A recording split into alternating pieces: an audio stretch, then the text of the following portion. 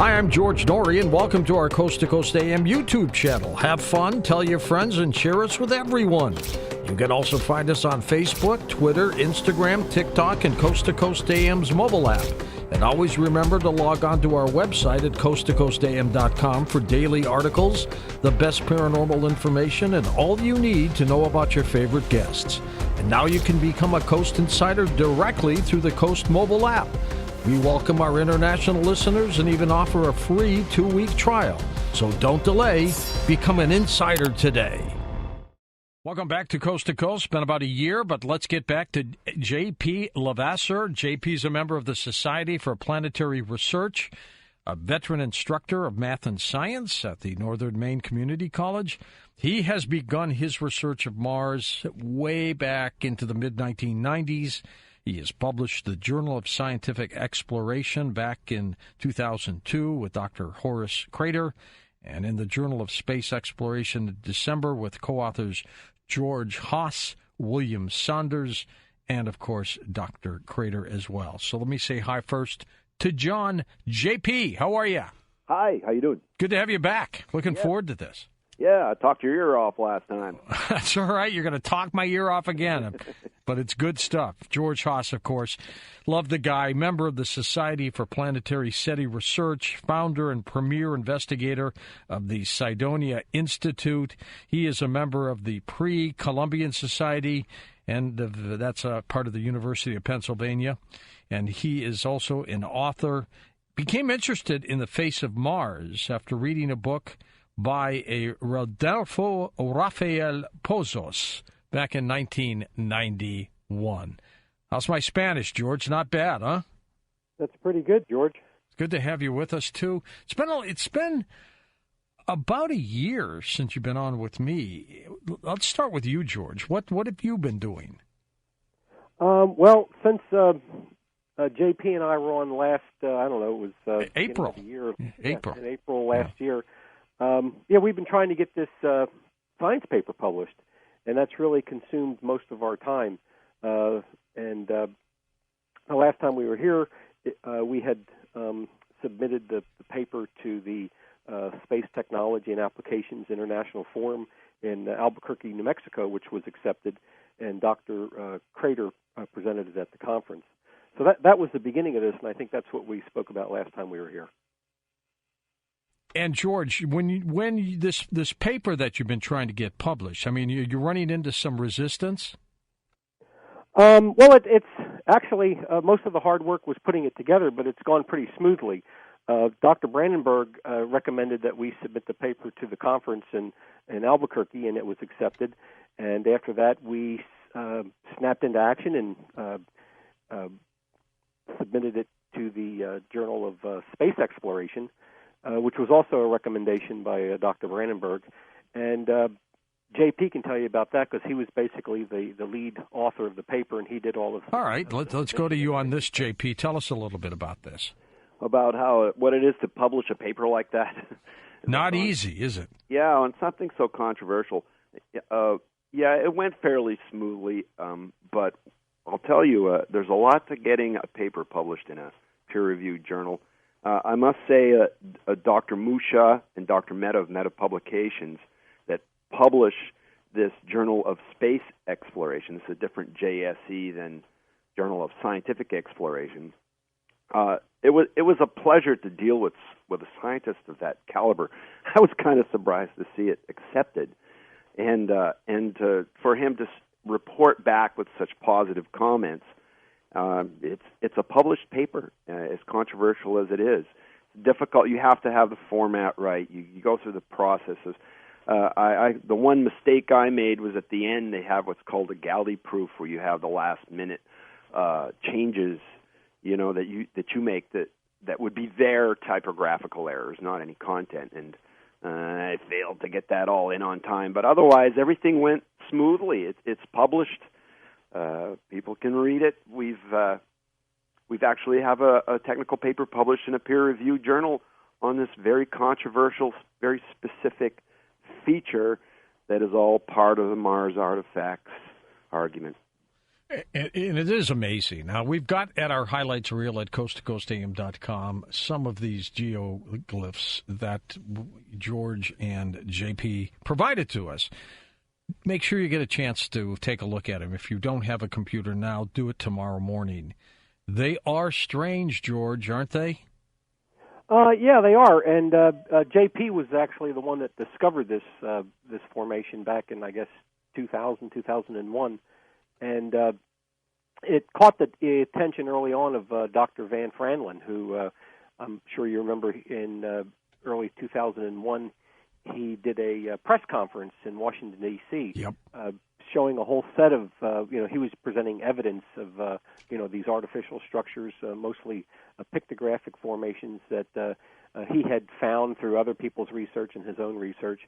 And this was one of the highlights that was presented at that conference, or that press conference, which, there's a long history connected to this so-called Nefertiti face, or the profile face, that, like the face on Mars. There's a lot of history, there's a lot of story behind it, and we're just very excited that we actually got this paper together and finally published. We're celebrating. And you should. And JP, for people who aren't by a computer, would you kind of paint us a picture of what we're talking about here?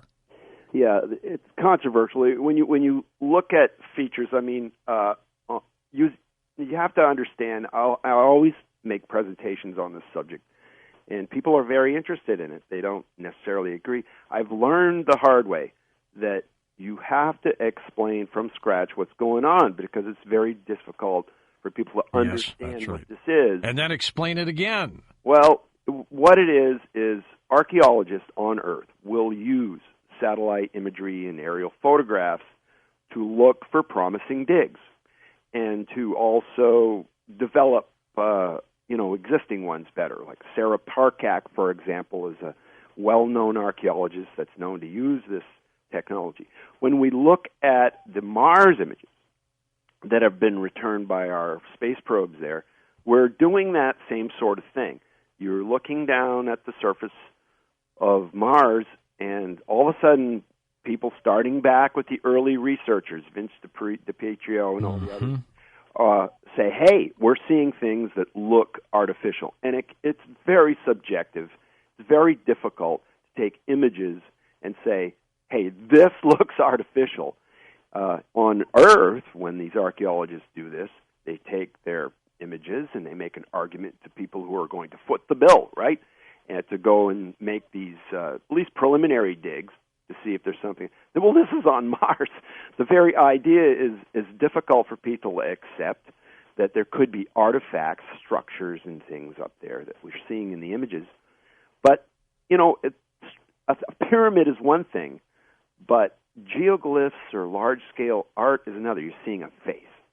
And, you've heard the expression, you can see the face of Jesus in a tortilla chip. Oh, yeah. I think I've seen something on the Internet where they actually had something like that, where it actually looked pretty good. Or on a piece of toast or something like that. You and I joked last time about seeing faces in the nap of the carpet. That's right. But, so this is what's going on. And it's a very difficult thing to get in people's heads so that they understand that we're doing a sort of archaeology has to do with humankind. I don't know. We don't even have language to describe what we're doing. We say geography when it's really nothing to do with Earth. So yes, what's happening is that we're studying the Mars images, and what we see, and I'm sorry I'm going on. No, that's okay. What we see in the in these images, is that in this particular case, we see what appears to be something that was made on the surface in a sort of artistic sense. It could be something more complicated going on.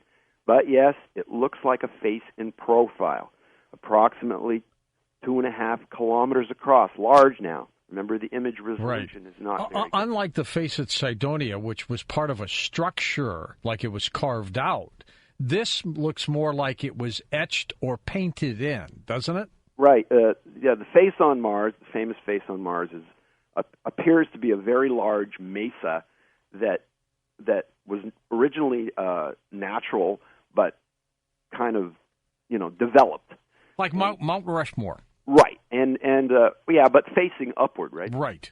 And this, you're right. This one is made of depressions and elevations, mounds and such that have been, we think, possibly excavated. There's some reason to believe certain areas don't look like they could have been made naturally.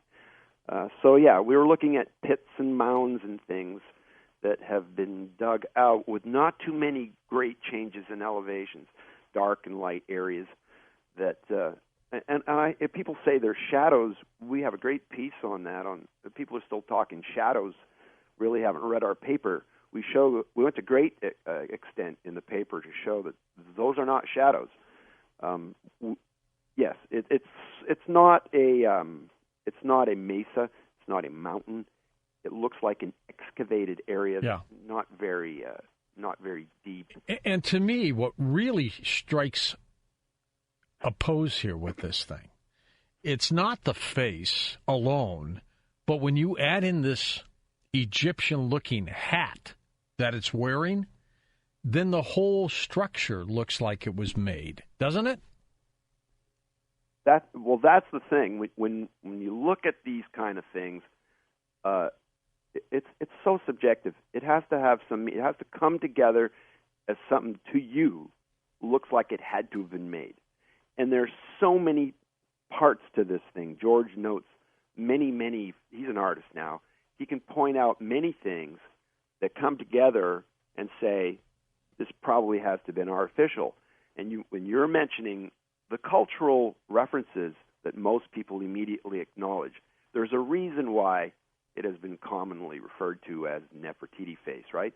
We don't think it really is Nefertiti, but it sure does remind us of those Egyptian crowns and Egyptian art where they show the whole eye, even though it is in profile. That's a very detailed eye. If that was a realistic head, that person's eye would be on the side of their head like a deer's, you know? It's a problem if you want it to be realistic picture of a face. When you look at somebody's face in profile, you don't see the nasal point. But here's their whole eye, and that's one of the main reasons it reminds us of Egypt, the eye of Horus, you know, and the way they drew people's faces. Sometimes in Egyptian art, you'll see they got two left hands and things, and it kind of reminds us of that. And so you're right, you know, it has an Egyptian look to it. All this, of course, is just what it reminds us. We don't really know what it is, but yeah, that Egypt. I'm glad to hear you say that because most people acknowledge that it does remind them of something Egyptian.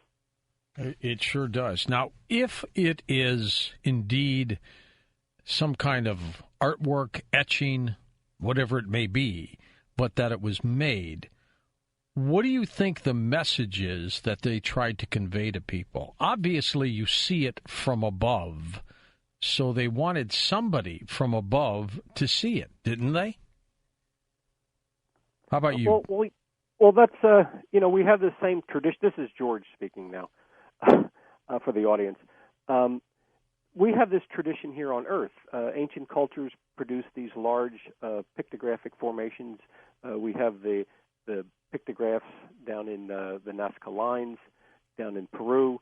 American Indians all throughout the Midwest and in Wisconsin and Ohio. We have the great mounds that the Indians built, and some of them were linear type of formations that you could only see from above. They were all over the United States. They recently found one over in Russia of a big deer or an elk, which that was just recently found. So this is like a human tradition to create these large pictographic images that we can see from above. And looking at this profile face on Mars, you could say, well, it's like seeing images in clouds or something in the wood grain. And in nature, it's true. You can find formations that look like a face. It may have a forehead and a nose shape and a lip and a chin and maybe an ear. Might even have a dark impression that looks like an eye.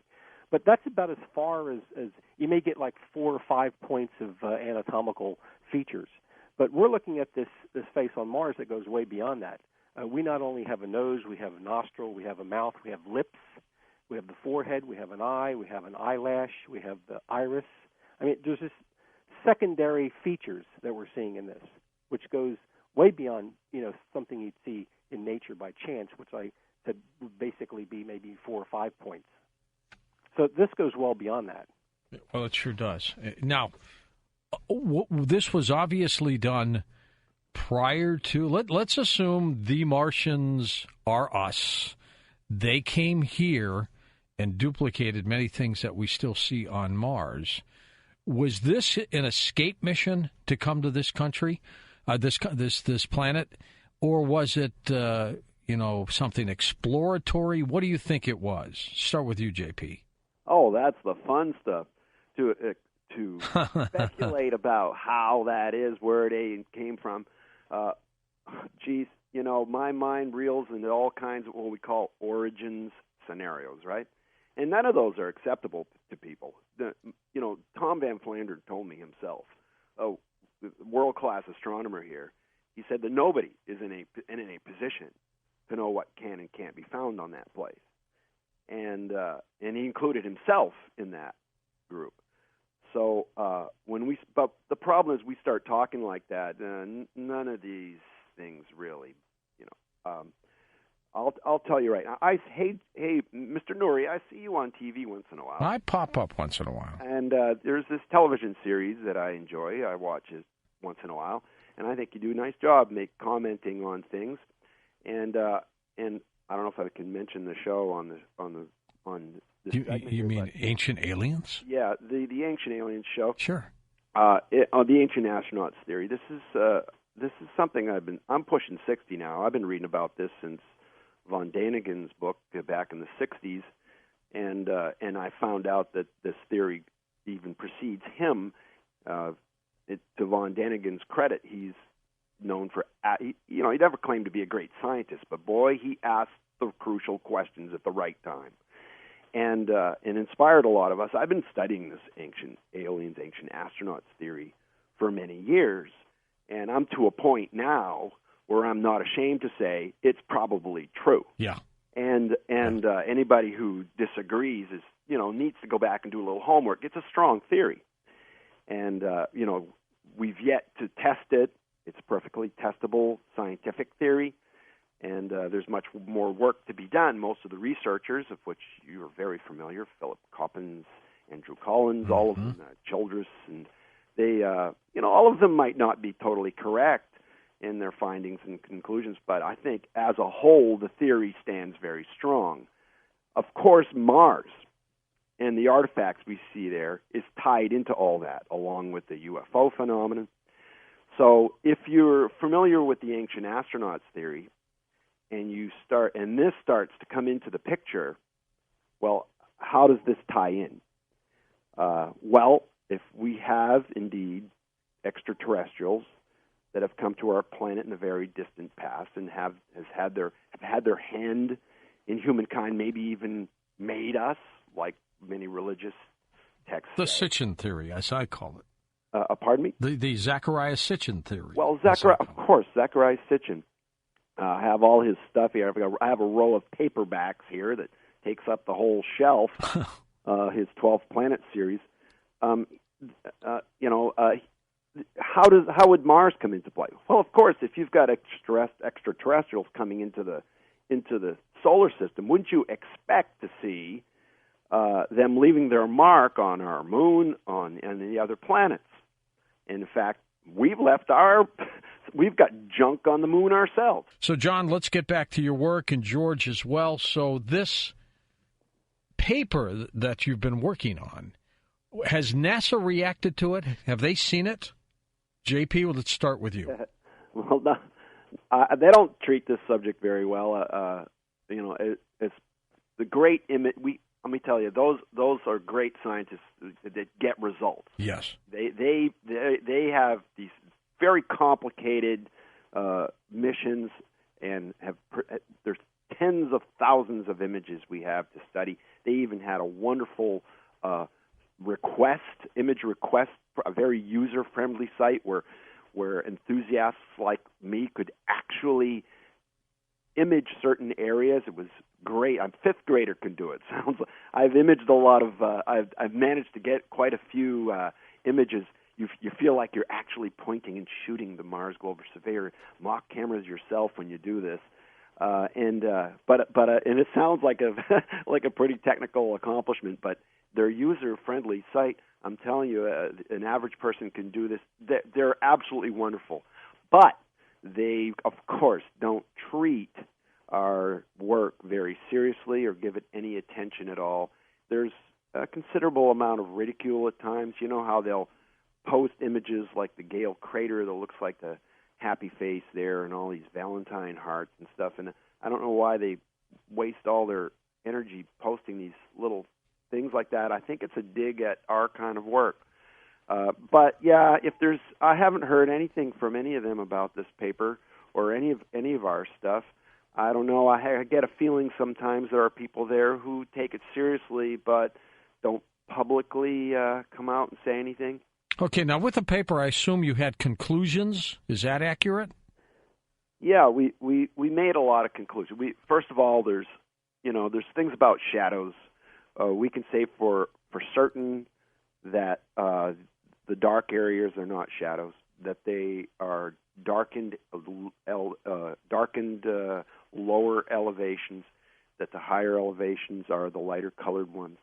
We showed that there appears, this is how I found the whole thing in the first place. I was studying fluid being ejected from a fault north of that face. It appears to flow downhill to the south, which is opposite most of the planet, into this ravine, and then into this area, darkening the low areas, and it appears like there's a fluid there, which is controversial enough on Mars. But to throw this in, yeah, we've had a number of conclusions about what you see. What is it that we're actually seeing? You're not looking at clouds. You're not looking at a Rorschach ink block chart. These are real features on the surface. That the elevations from the Mars Orbital Laser Altimeter, we went to great lengths to show that what you're seeing is real there, and that there's probably fluid and there's low-lying areas. What about vegetation in the dark areas?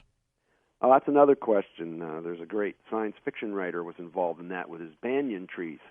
I don't know about the vegetation there. We're dealing with primarily Mars Global Surveyor images that are in the 5 to 6 meter per pixel. Let's face it, every dot on the screen you see represents a small room in your house. So what are we going to see for It could be vegetation. There's considerable discussion about that these days.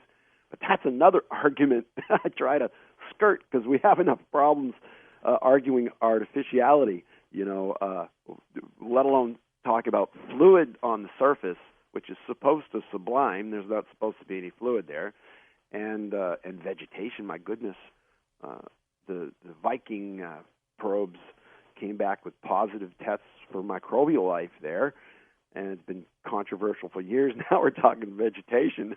I don't know if I want to go there. Wasn't it Arthur C. Clarke that talked about Mars having plant life? Yeah, that's what I was talking about before. He saw some pictures that look like what he called banyan trees. Yeah, they do look like vegetation. We have a researcher by the name of Greg Orme from Australia who came up with what he called a spider ravine model to try to explain that. It's very difficult to say. We need to more science needs to be done. Hey, do you mind if I digress a little bit, go off into another subject? What's the subject? Luke Gossett Jr. Oh, yeah, throw in a quick one. You put us in a bad spot following that, man. He's a great guy. What a wonderful Eracism. Isn't that a great name? Actually, he said that he was your warm-up act. Well, my goodness. Yeah, he warmed us up. Did he know what was right. coming after his show? Oh, yeah. I don't know if he's still in the studio, but No, he's gone. The reason I say this, I feel compelled to say that as an instructor at a local college here, I have the pleasure of getting to know, at least in some capacity, dozens of young people every semester in their early 20s.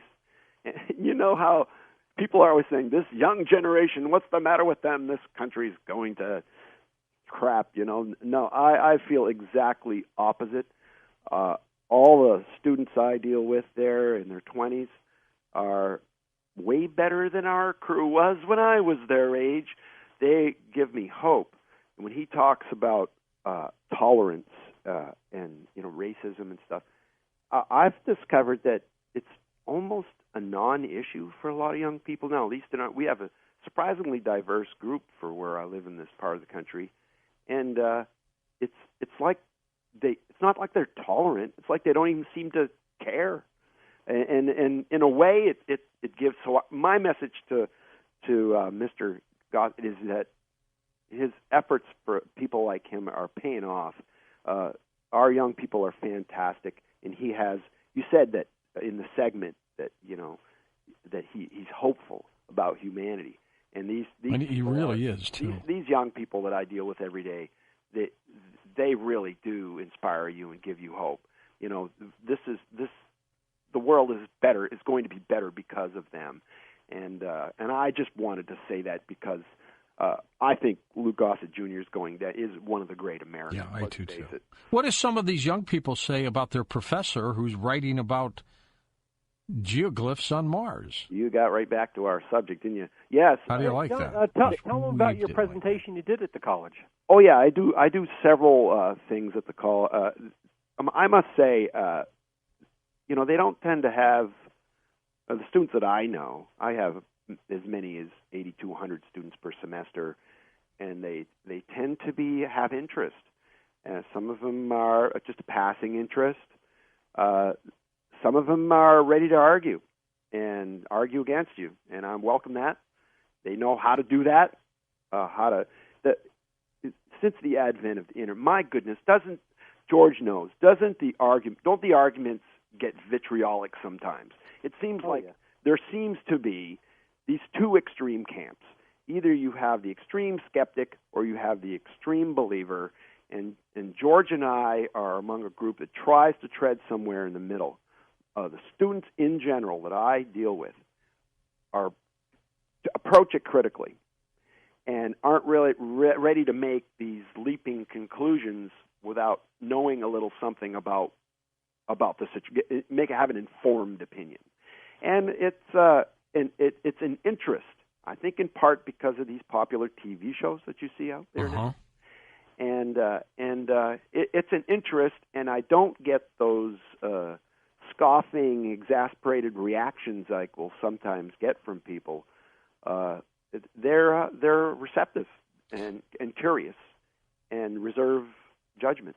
What are the possibilities of these structures, whatever they may be, that they might be cloud-like patterns that, as we talked about the carpeting and patterns last time, you look up in the sky and see these clouds and you can say, hey, look, there's a dog. There's my grandmother's face. Yeah. Oh, yeah, that comes up all the time, that you're using too much imagination. It's like looking at clouds as a response I get all the time. And you tend to get that from uninformed people who, I hate to say it, they're uninitiated to the work we're doing. You just don't.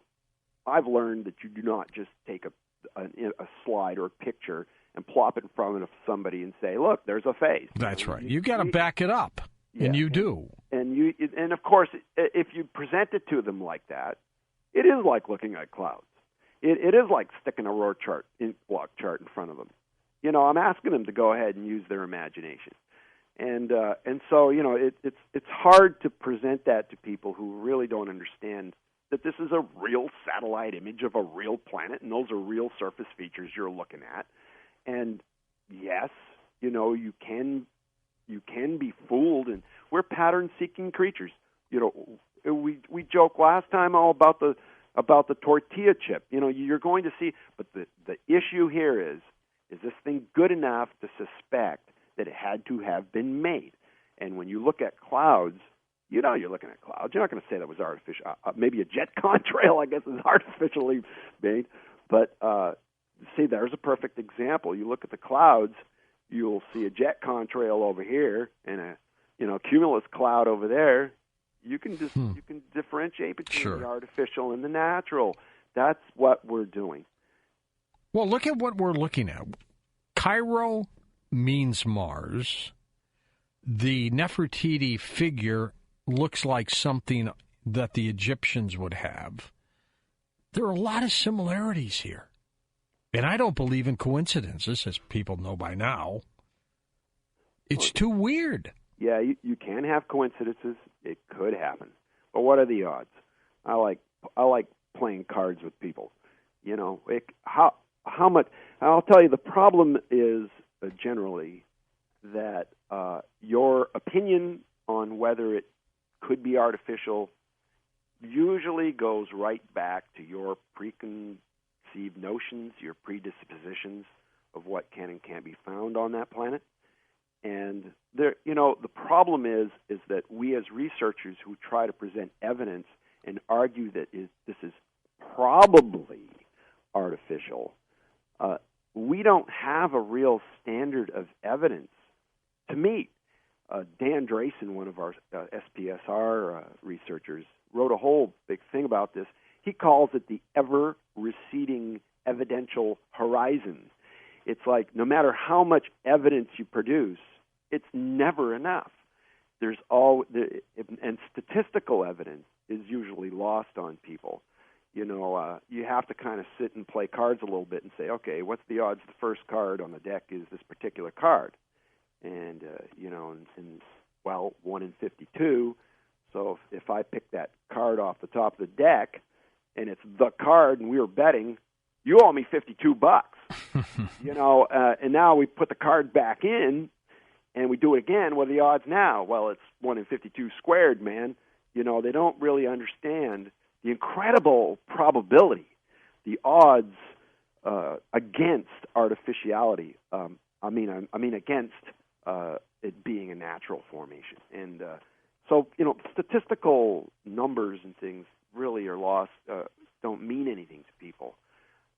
And that's basically all we have for an argument is that, you know, when I look at this, I see something that is probably artificial, and it's a very difficult argument to make.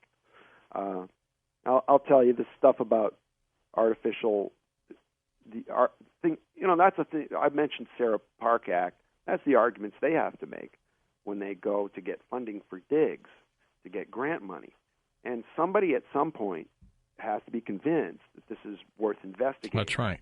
And you know, it's a tough argument to make when you're talking about a whole other planet that is outside what Parcak calls the archaeological landscape.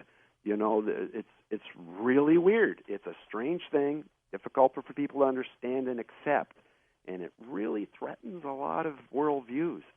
Some people, I think, sometimes we're accused of psychologically needing to see something in the images. I would argue it's the other way. I think the skeptic has more of a psychological issue there than someone, because they have so much at stake if it turns out to be true. All right, let's get George's take on this, too. George, go ahead. It's like what JP's saying. People on the other side, they get very threatened, and, you know, if you convince them that it does look like a face or it does look like it might have been made, you know, then they add more hurdles that you have to jump. Then, you know, who made it, why they make it, and why is it there, and it's all these other questions that you can't answer. So because you can't answer those questions, it must not be real.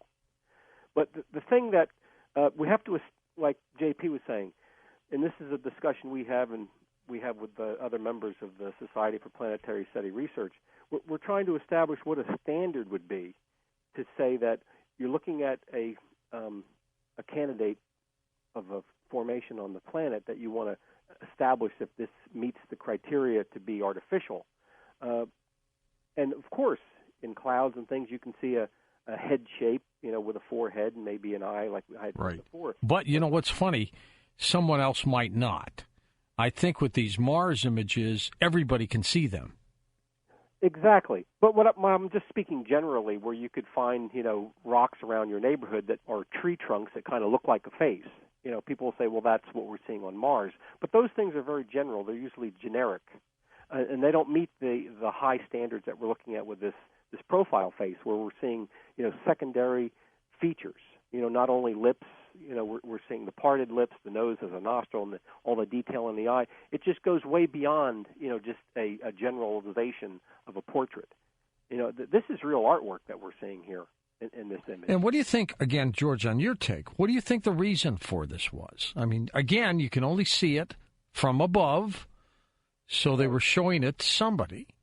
Yeah, they want somebody that is a spacefaring culture that's flying over this planet to see this, and hey, looky here, look at these things. That was what Richard Hoagland's original idea and premise was about the face on Mars. That was placed there so we would see it, and then we would investigate the Cydonia area and find out all about the 19.5 and the tetrahedral geometry. That's maybe why these things are placed there, for us to catch our eye and come down there and find out what's going on. William Saunders and I, we've got 2 books full of examples of these things.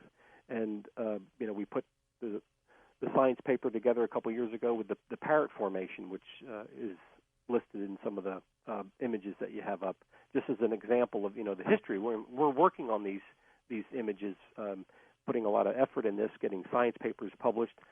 And the reason I think these things are put on the planet is to communicate with us. I think this shows a lot of information about who we are. How close do you have to be? Things look familiar. You can't see it from our planet, though. No, you'd have to go there. No, this is a satellite image of a feature that's about 2-3 kilometers across, with not a lot of contrast. And of course, you can't see features like that with telescopes on Earth. No, not at all. Just think how if you're in an airplane on Earth and there's a large scale art form, like Nazca maybe, that's a couple of kilometers across, how high up you have to be to appreciate that down there. That's kind of what we're talking about. The Nazca lines weren't even discovered until the early 1900s, when people were flying over the area. That's right. And back in 2001, down in Corral, Peru, this huge pictograph of a face was found down there while they were excavating the ruins in the old city of Corral, Peru. And as they were flying in, the archaeologists and the supplies, they looked down, and my God, there's a huge geoglyph that they didn't even know about. And that was just found in back in 2001.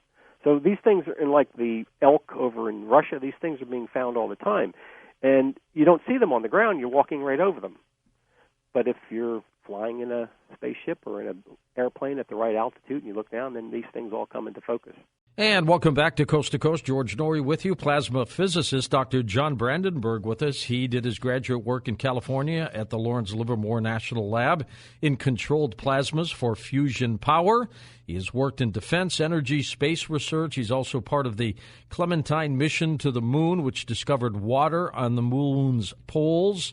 And the focus of Dr. Brandenburg's scientific career has been to complete the great effort of Einstein to the unification of the 2 long-range forces of nature, gravity, electromagnetism, and here he is back on Coast to Coast. Hey, John, Happy New Year to you. Happy New Year, George. Hey, it's a great honor to be back on your show. I'm looking forward to all of this, and you were on with me months ago. We got to get you on more often, my friend. Well, we have new data. We have new stuff.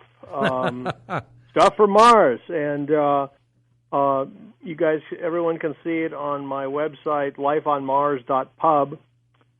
We have the latest data up Beautiful. there, including what's Murphy's Law has struck on Mars, apparently. The rover was dropped as far away from Cydonia Mensa and Galaxis Chaos, another archaeological site on Mars, as possible, so they wouldn't photograph any ruins by accident. And so they're driving around taking pictures.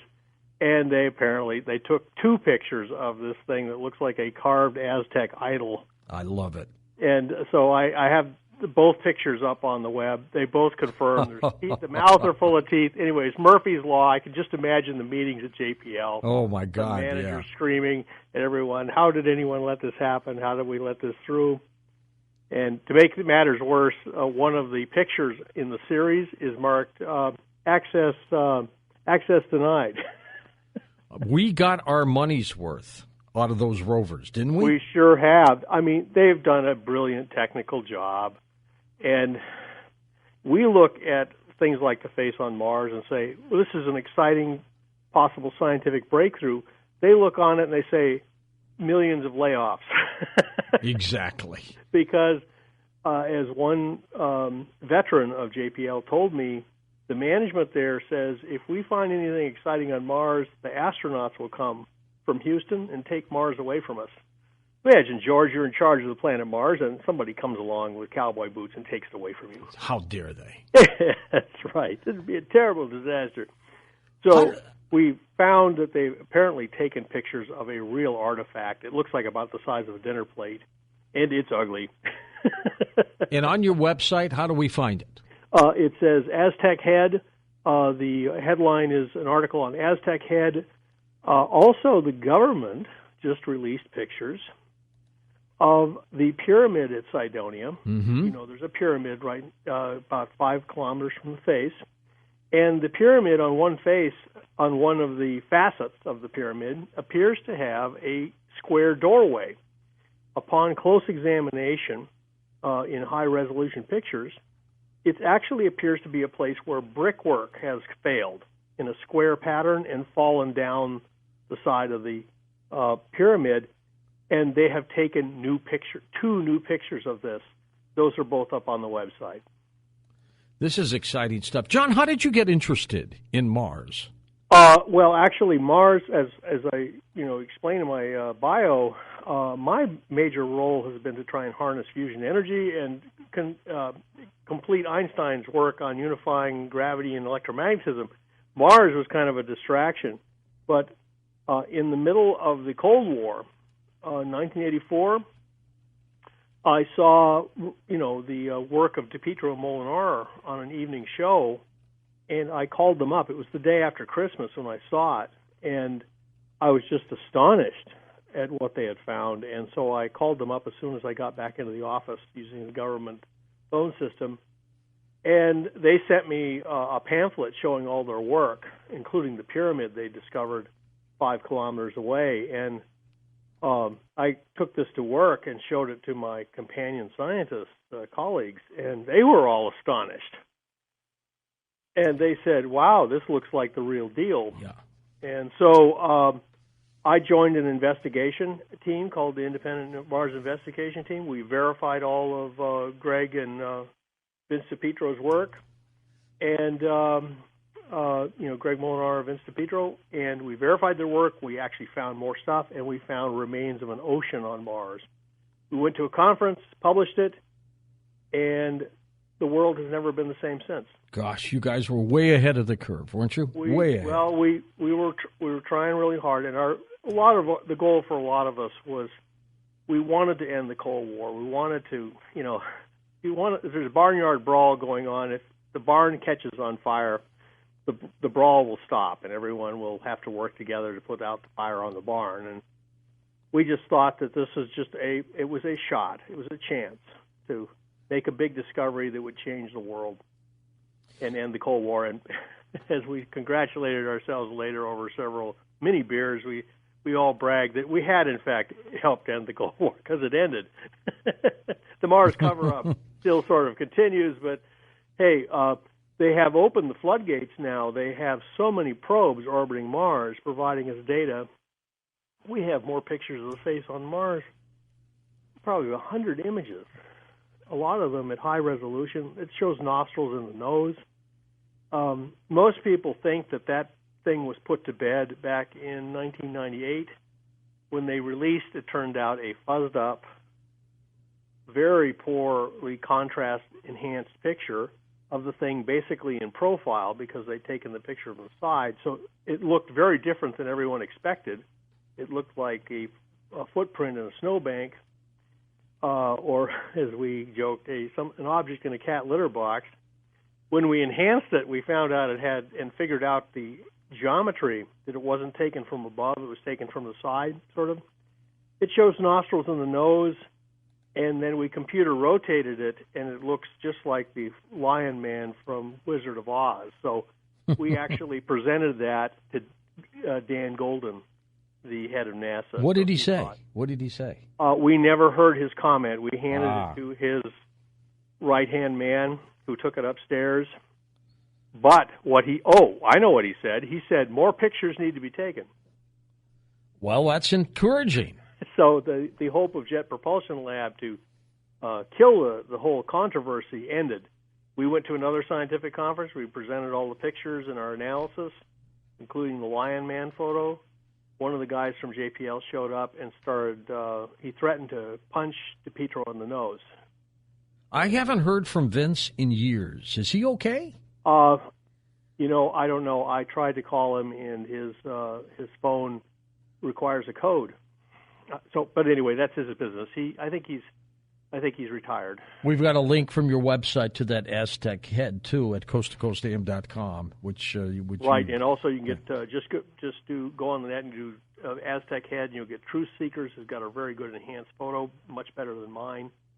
But we have I found a second picture, and it matches the first one. So we have two good images of this thing, obviously kind of taken by accident.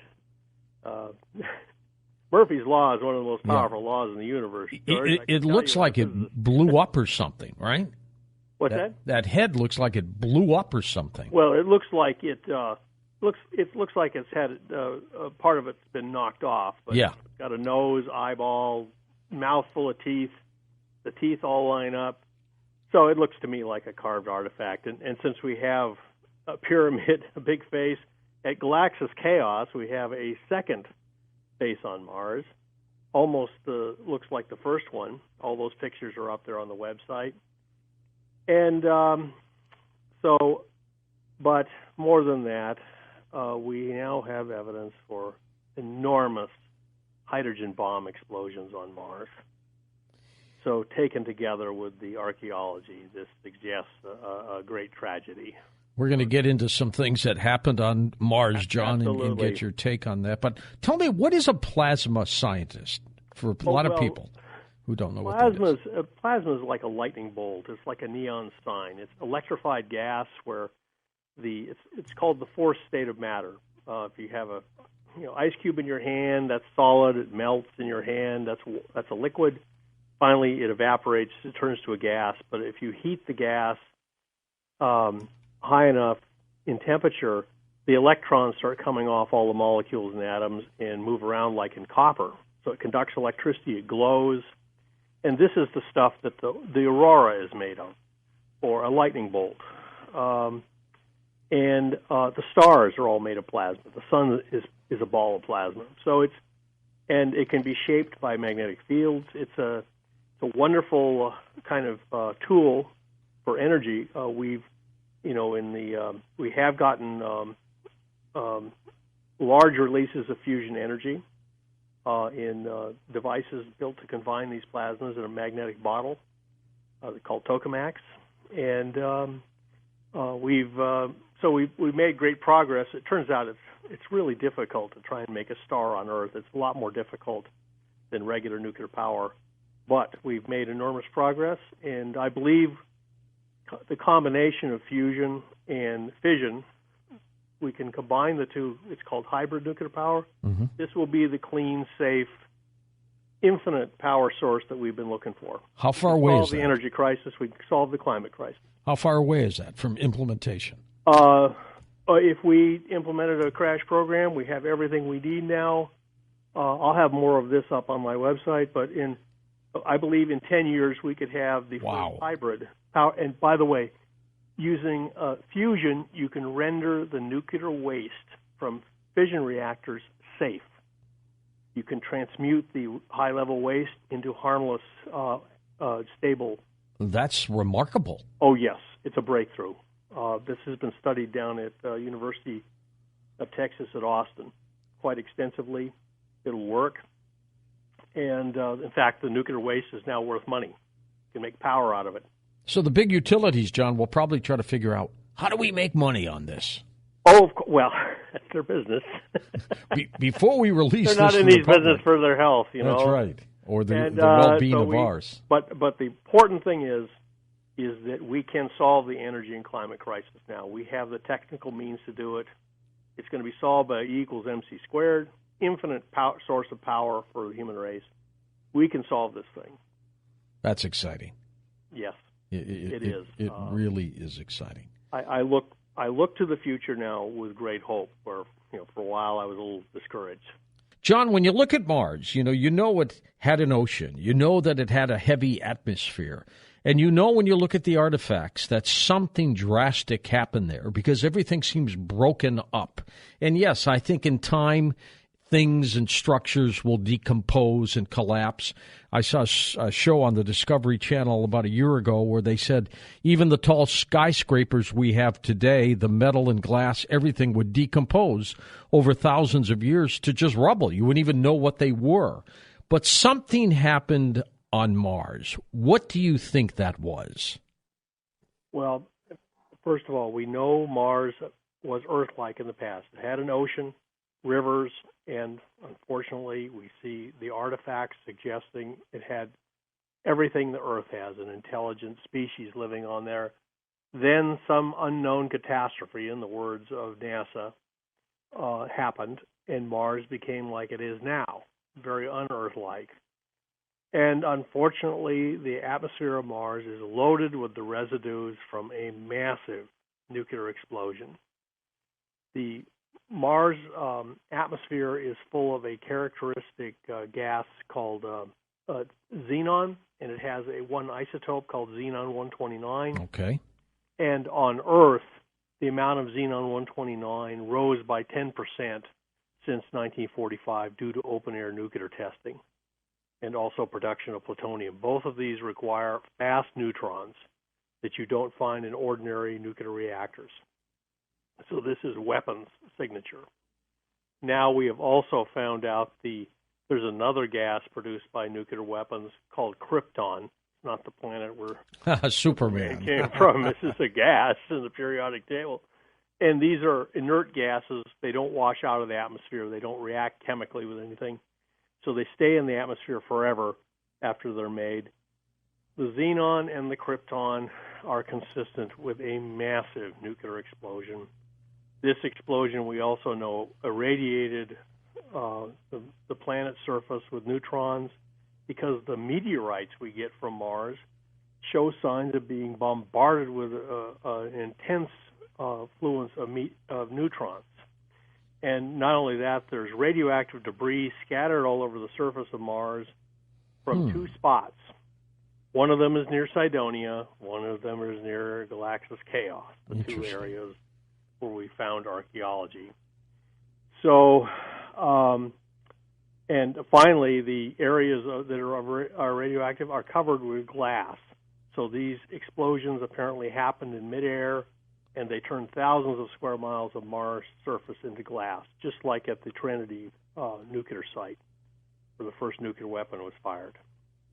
Let me ask you an interesting question as we get into this, because you're getting very close to a major story here that I think so many people are interested in. Ancient writings in India point out clearly some kind of nuclear confrontation. Yes. Is it possible? And I've always made the assumption it might have been this planet Earth. Is it possible that they were writing about a nuclear confrontation that might have been on Mars? I'm certainly aware of those passages in the Bhagavad Gita. They find, by the way, this nuclear glass called trinitite, also in India, or it's an area of India and Pakistan near the Pakistani border. It's kind of hard to investigate, but it's called Mohenjo-Daro. And they found evidence also of vast numbers of bodies that were unburied when the city was destroyed. Instead of being eaten by scavengers or buried by somebody, they were just left there, undisturbed. So this looks like something like this could have happened on Earth. However, whatever happened on Earth was a much smaller scale than what happened on Mars. Okay. The estimated yield, we have from the amount of xenon in the atmosphere on Mars, xenon-129, we can estimate the yield is 1 billion megatons. It's mind-boggling. Could this explosion have been the cause of an asteroid? No, this was definitely a nuclear explosion. This was a detonation. this is a detonation, and it happened in midair. My first theory, and I went to conferences and presented, was that it was a natural nuclear reactor on Mars. On Earth, we had apparently natural nuclear reactors, and they harnessed nuclear power, a billion years ago, and they ran safely in kind of pulses. And I thought something like that had happened on Mars, and it had gone unstable. But no, that would have left big craters. And also the xenon-129 is not produced by nuclear reactors. The only thing that produces xenon-129 is a nuclear explosion with fast neutrons. So we were able to rule out. I went, by the way, to the premier scientific conference on planetary subjects, the Lunar and Planetary Science Conference in Houston, Texas, this year. I went and presented a paper on anomalous nuclear explosions on Mars, and I stood there and held forth, and no one contradicted me. No one came up to me and says, "No, John, you got this wrong. We can explain the xenon-129 some other way." Finally, one scientist just looked at me and said, "Did they do it themselves, or did somebody else do it?" So now, that's I the big presented question. this at scientific conferences, and no one has come up with an alternative explanation for the evidence we have found. I've connected the dots, and no one can connect them any other way. How many explosions were there? Looks like there were a very large one near Cydonia Mensa in a place called Mare Acidalium, then a smaller one, maybe 1/4 the size, near Galaxis Chaos. And they both happened upwind of the site, so the fallout and the strongest shock waves would have gone down the prevailing winds to Cydonia and Galaxis. Might they have been done by visitors from above, or from inhabitants who are on the planet? It doesn't look like the inhabitants there did it. And I'm basing all this on an Earth reference. Scientists like to stay as close to the known as possible. It looks like it was a primitive civilization on Mars. We're talking ancient Egypt or the Mayans. Whoever did this looks like they dropped these tremendous hydrogen bombs from space. Jeez. Why would they do that, John? Especially the George, primitives. I don't know why. Okay. People do terrible things on this planet that sometimes defy comprehension. It looks like that same, as one person said, as below, so above. We live in a universe where the Earth and its people are not an aberration on the universe. We are part of the universe's fabric. The rest of the universe is probably just as screwed up as this place is. It's hereditary.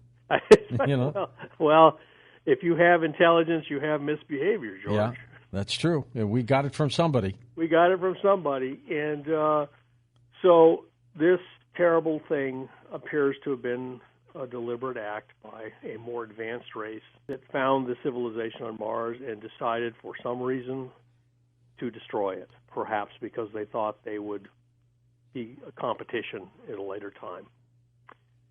That's the best. Jeez. That's the best working hypothesis I can come up with. Well, then the same thing could happen to us, John. Well, that's why we have to go up there, George. We can't just sit here.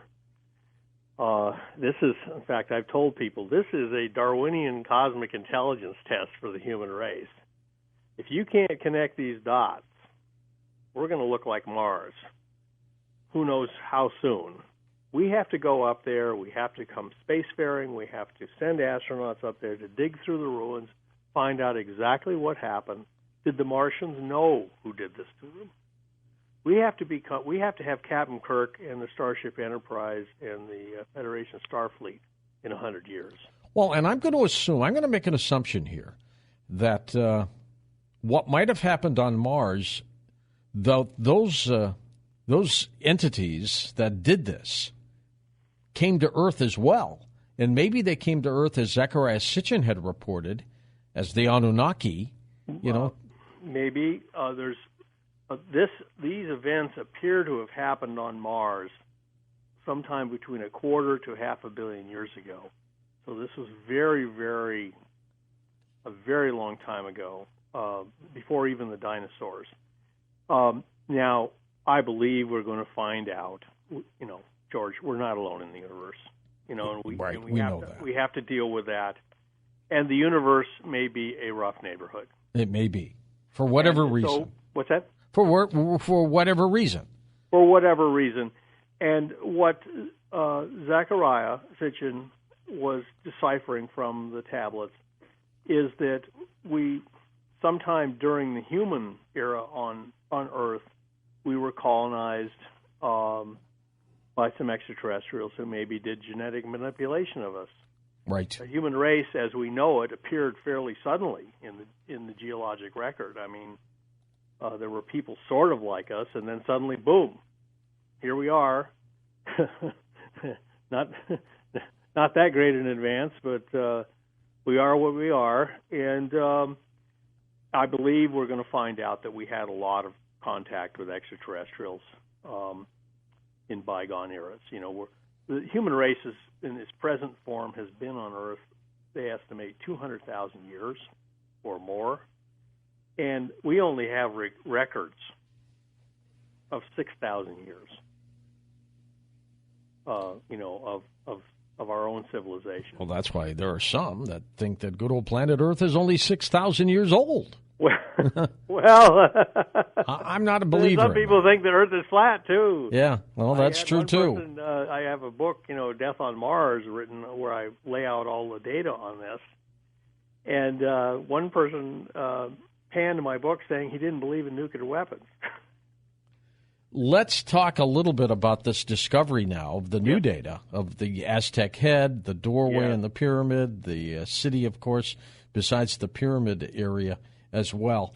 Then it would seem to me then that the civilizations were somewhat primitive, as you've pointed out, to have these kinds of artifacts around, right?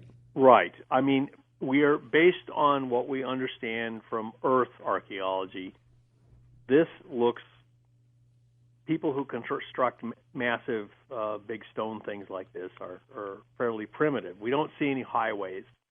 We don't see any airports or anything like that. It's all just massive kind of stonework, like the Incas or the city looks a lot like the reconstructions of Pompeii, only it's much larger near the base of the pyramid. And what's interesting, George, is the government itself is releasing this stuff. Why? Well, it's not when a we mistake. Found evidence for nuclear explosions on Mars, we reported it to the Pentagon. We knew we were under surveillance. We knew one guy was an agent for the government, so we contacted him and said, please report to your superiors. This is what we have found. This was back around in 1998. And we didn't hear from him for 6 months, and then the message came back, and as usual, dealing with people in intelligence agencies, our question was answered in turn with a question. They said, why don't you publish? So at Vince DiPietro's urging, I undertook to publish, and the first idea was that, okay, this was a natural nuclear reactor. Right. And so that everyone accepted that idea. It got into the conferences without any trouble. When I found out from talking to people at the conferences that Xenon-129 is not made by nuclear reactors. It's a product. It's a bomb. It's a weapon signature. It's a weapon signature. That's right. And so then and by the way, we've now found weapon signature in the Krypton too, which is the other shoe. That's an amazing discovery. Well, it's taken a lot of hard work, George, and I basically I will admit that I'm a bull terrier. When I grab onto a problem, I don't let go of it. Well, I'm glad, because look at what you've discovered here. My God. So the government, U.S. government, has known about this since 1976, I estimate. I find it interesting that Stephen Hawking, the physicist, is warning all of us to be very careful about sending out too much information to extraterrestrials. Oh, we sent them maps, on the Voyagers. Yeah, we Actually, did. They don't need maps. we're holding a rock concert here on Earth, George. The universe is like a ghost town. In fact, Fermi, the great scientist, commented, where is everybody? If we're fairly late on the scene, the universe is much older than the human race, there should be lots of people out there like us, and we should be hearing their broadcasts, and we don't. And he said, where are they? And there's a great silence out there, George. It could be that if you're really smart in the universe and understand the score, you keep quiet. You keep quiet. Right. But we have been we've lit basically had a Burning Man festival here, and lit a big fire and had a rock concert. We've announced to everyone in the neighboring 100 light years that we're here. They all, and I do find it ironic that Hawking would say, "Be careful." You would discover tragedies on Mars that were created by ETs or someone who blew them up. There's an interesting paradox there. And speaking of paradox, I thought it was quite interesting that he came to the same conclusion I did. There's among people who look for signs of extraterrestrial intelligence, there's a principle called the principle of SETI called the mediocrity principle, which basically says that the human race is typical of intelligent life in the universe, not atypical. We're not exotic. It's teeming everywhere. It's right. You're going to find people if you want to know what intelligent life in the universe typically acts like, turn on the news. Now, there's a problem there that SETI people do not like to discuss, and that is that human behavior is often misbehavior. Yep. We are a very ferocious, warlike species, and if we are typical of the universe, then there are probably people out there you don't want to talk to. The Klingons, the Romulans, or the Daleks from science fiction. The Death Star. The Death Star. And so people who want to search for extraterrestrial intelligence, they don't tell their sponsors about this. They say, anyone we talk to out there will be obviously wiser and nobler than us and will teach us all sorts of things. So true, John. Just so like true. Close Encounters of the Third Kind. You saw how well that turned out, right? Independence Day.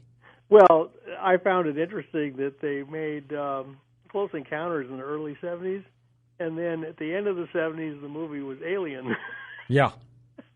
Kind of flipped everything on its head. They're working on another Independence Day type film. So they've come back.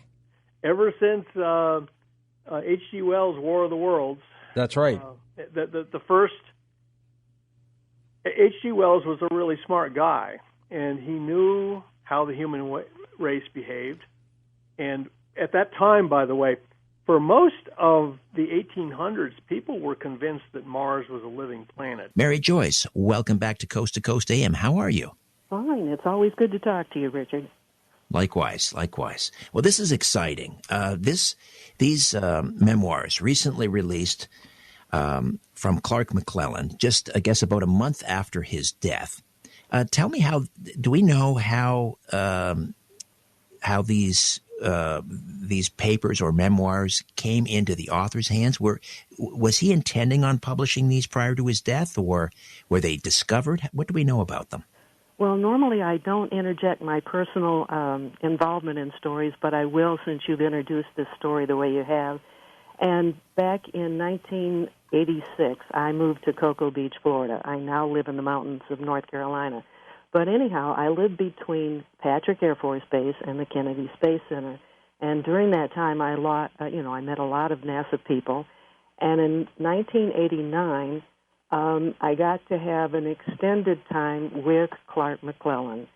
And he was trained as an astronaut, but he also was trained as a spacecraft operator.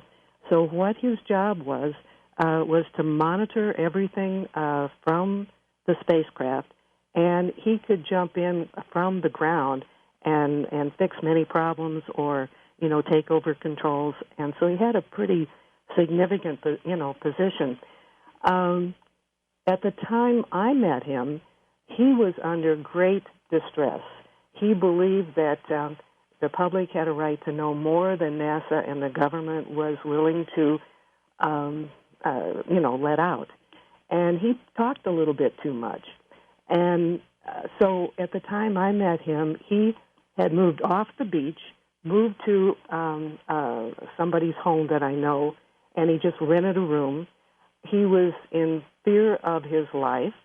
He was being blackballed by NASA. They ultimately, I think in 91, completely got rid of him. They destroyed his career. They destroyed his ability to get other jobs, and they kept him from putting out any kind of information. He was under so much stress at that point that he literally was sweating when he would talk about it. And not only was everything coming down on him at that point, but a good friend of his was Judith Resnick, who was one of the astronauts who died in the space shuttle explosion, the Challenger. And so his emotions were just raw at that point. Well, it's kind of interesting because on May 17th, I just had this sudden urge. I needed to check and see what was going on with Clark McClellan. When I did this, I found out that very day, his papers had finally been published, which he had never been allowed to publish. And so in the year preceding his death, he had been giving his papers to a man with the understanding that he would publish it as a book after his death.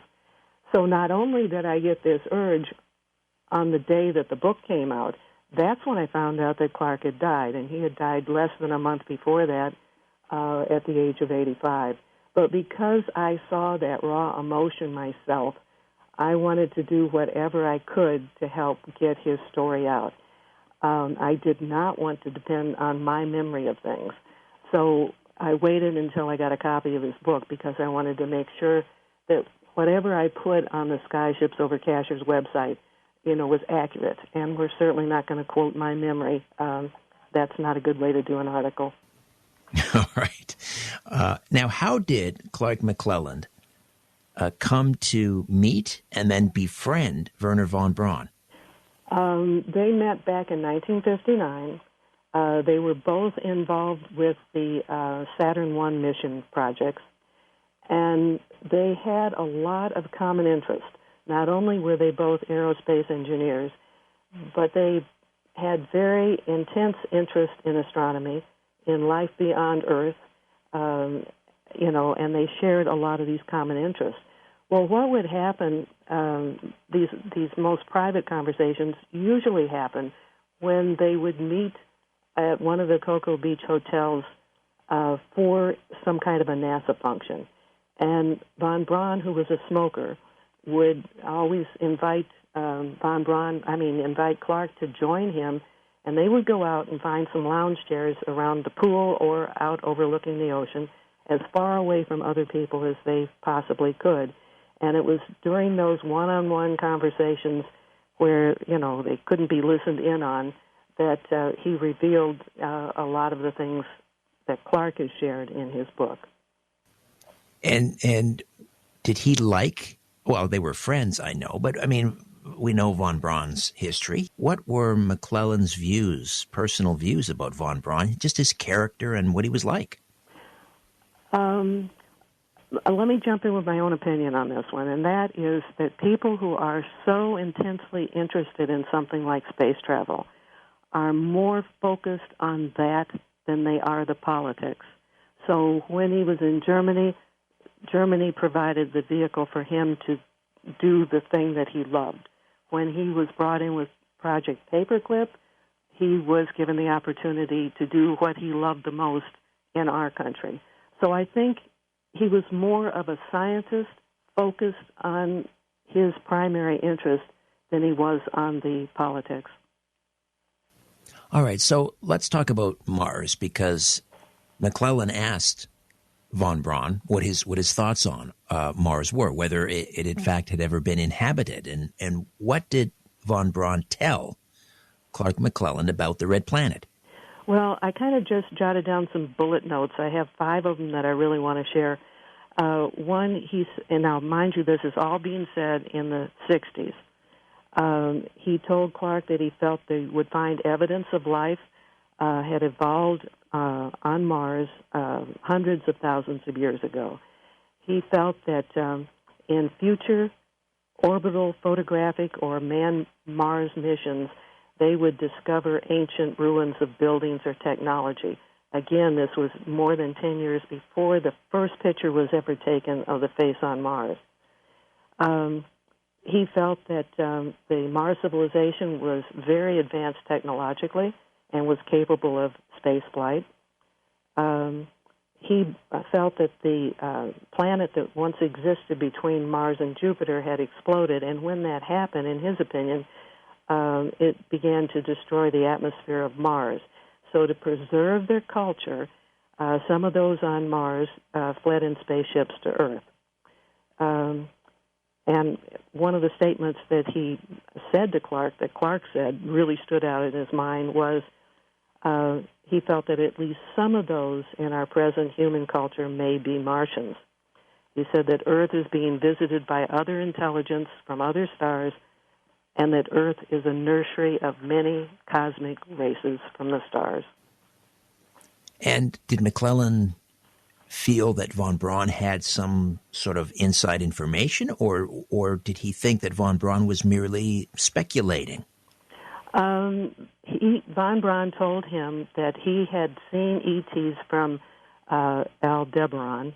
That is where he said the Aryan race came from.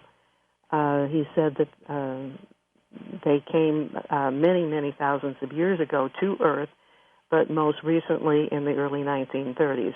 And that's when they were working with the Germans to develop weapons that were far ahead of those in the U.S., Russia, and Japan. Clark asked him what they looked like, and he said that, yes, he'd seen them, and he described them as taller, and many had blonde hair and blue eyes, and von Braun said, I have heard other of us Germans at Kennedy Space Center admit that they saw them too. Did von Braun tell McClellan, not to divulge this information, or that this was at that point, in strict confidence? At that point, it was private. As far as I know, Clark was not going to release it until after the passing of von Braun. I don't know the exact commitment that was made, but he was blocked by our government from sharing anything until his book finally came out in May 17th. So he kept it a secret for a long time. Right. And what was did McClellan in these papers reveal how he reacted to Wernher von Braun's statements about Mars and about Aldebaran and the Aryan race? The things that surprised, I think the thing that really got his eyes open that kind of surprised him was the whole idea of there might be Martians among us, and that this Aryan race had been visiting Earth for, just hundreds of thousands of years. And what about von Braun's views on other alien races or craft interacting with the human race? All I can tell you is he said that Earth is being visited by other intelligence from the stars, and that Earth is a nursery of many cosmic races. So if he elaborated more on that, I do not know. So he met other top German scientists at NASA. He worked directly for his immediate boss was, and I'm probably going to mutilate his name because I can't say it in German, it's like Debus, but it's Debus, and so that was his top boss when he worked at NASA. And Debus was the second only to von Braun. Right. And what about these? We've seen the declassified photos of the V7. That's that saucer-shaped craft. did von Braun or any of the German scientists at NASA tell McClellan about the V7? This is something that I found very interesting that was in his book, because he was told by the German scientists that the same type of V7 craft that was developed in Germany was the type that flew over Washington, D.C. in 1952. In 1952, there was a whole bunch of, I don't know how many, but a whole bunch of UFOs that flew over the Capitol. And, everybody thought they were aliens. But according to these sources, it was the early German UFO-type plane. And these were the craft that were flying over the White House. That was a surprise to me. I remember years ago meeting a lieutenant colonel, and when he lived in the D.C. area as a boy, he saw those go over. And, of course, he thought they were from outer space. It changed his whole life. He was involved with,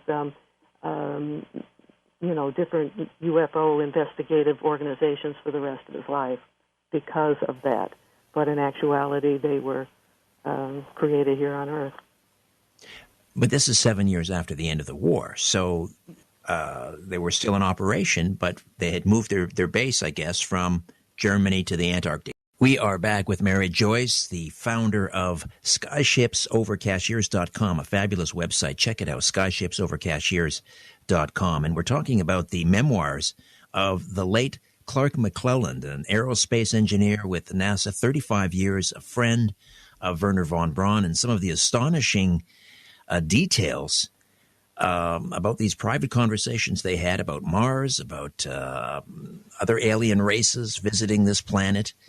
So this flyover, this famous flyover of these UFOs over the White House or the Capitol building in 1952, it was revealed that these were, in fact, this was a fleet of German V7s, these flying saucers.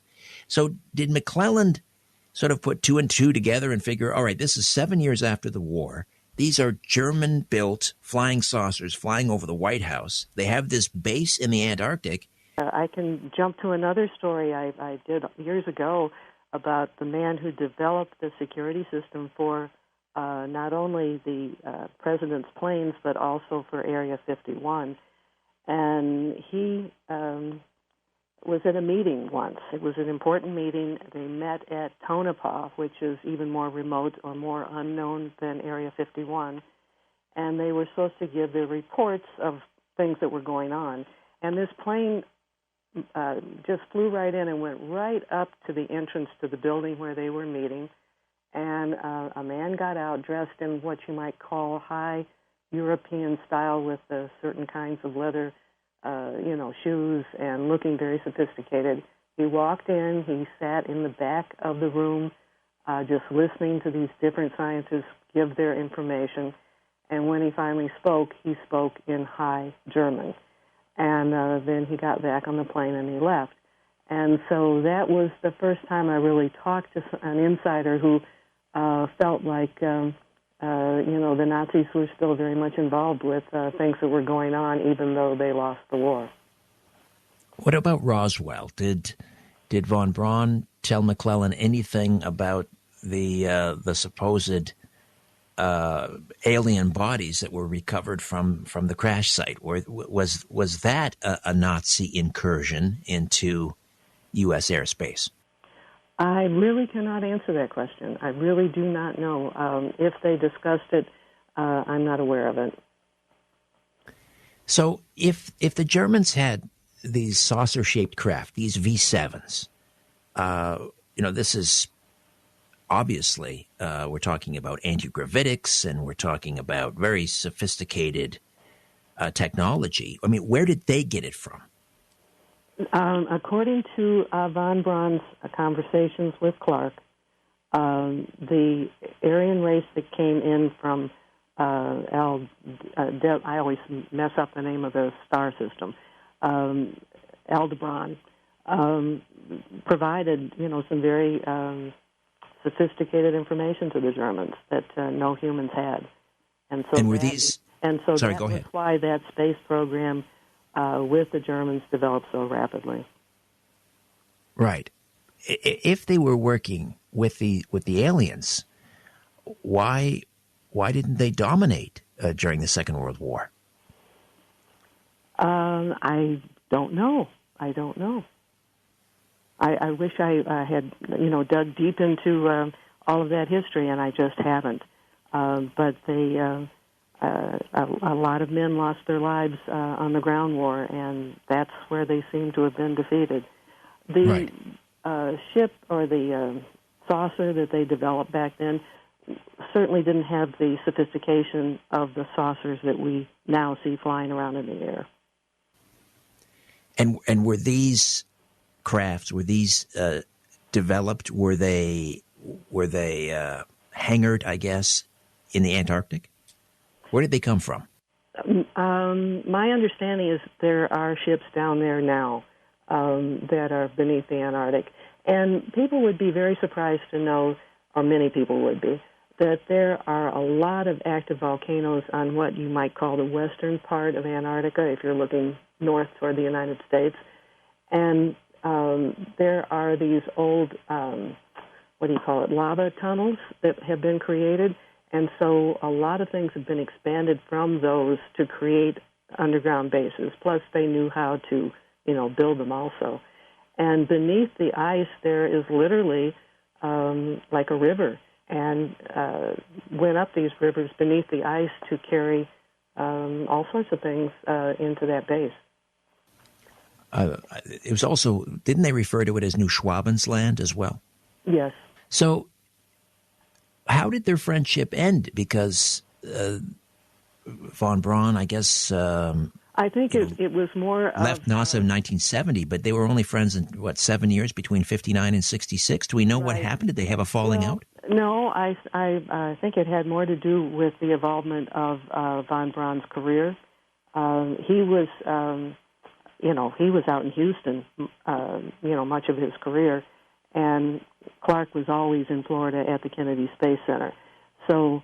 and I think eventually, toward the end of von Braun's career, he was promoted to something, I think, in Washington. So I think it had a lot to do with proximity. And the idea, again, that the Germans had these V-7s, this sophisticated craft, far superior to anything that the Americans had, I would assume. That's everything that I have understood. That's correct. Right. So if von Braun was aware of that, and then all of a sudden he comes to America and he's working on the Saturn rocket, which is, rocket fuel. Didn't they bring von Braun over for the purpose to develop crafts similar to the V-7? Did he have a working knowledge of how the V-7 worked?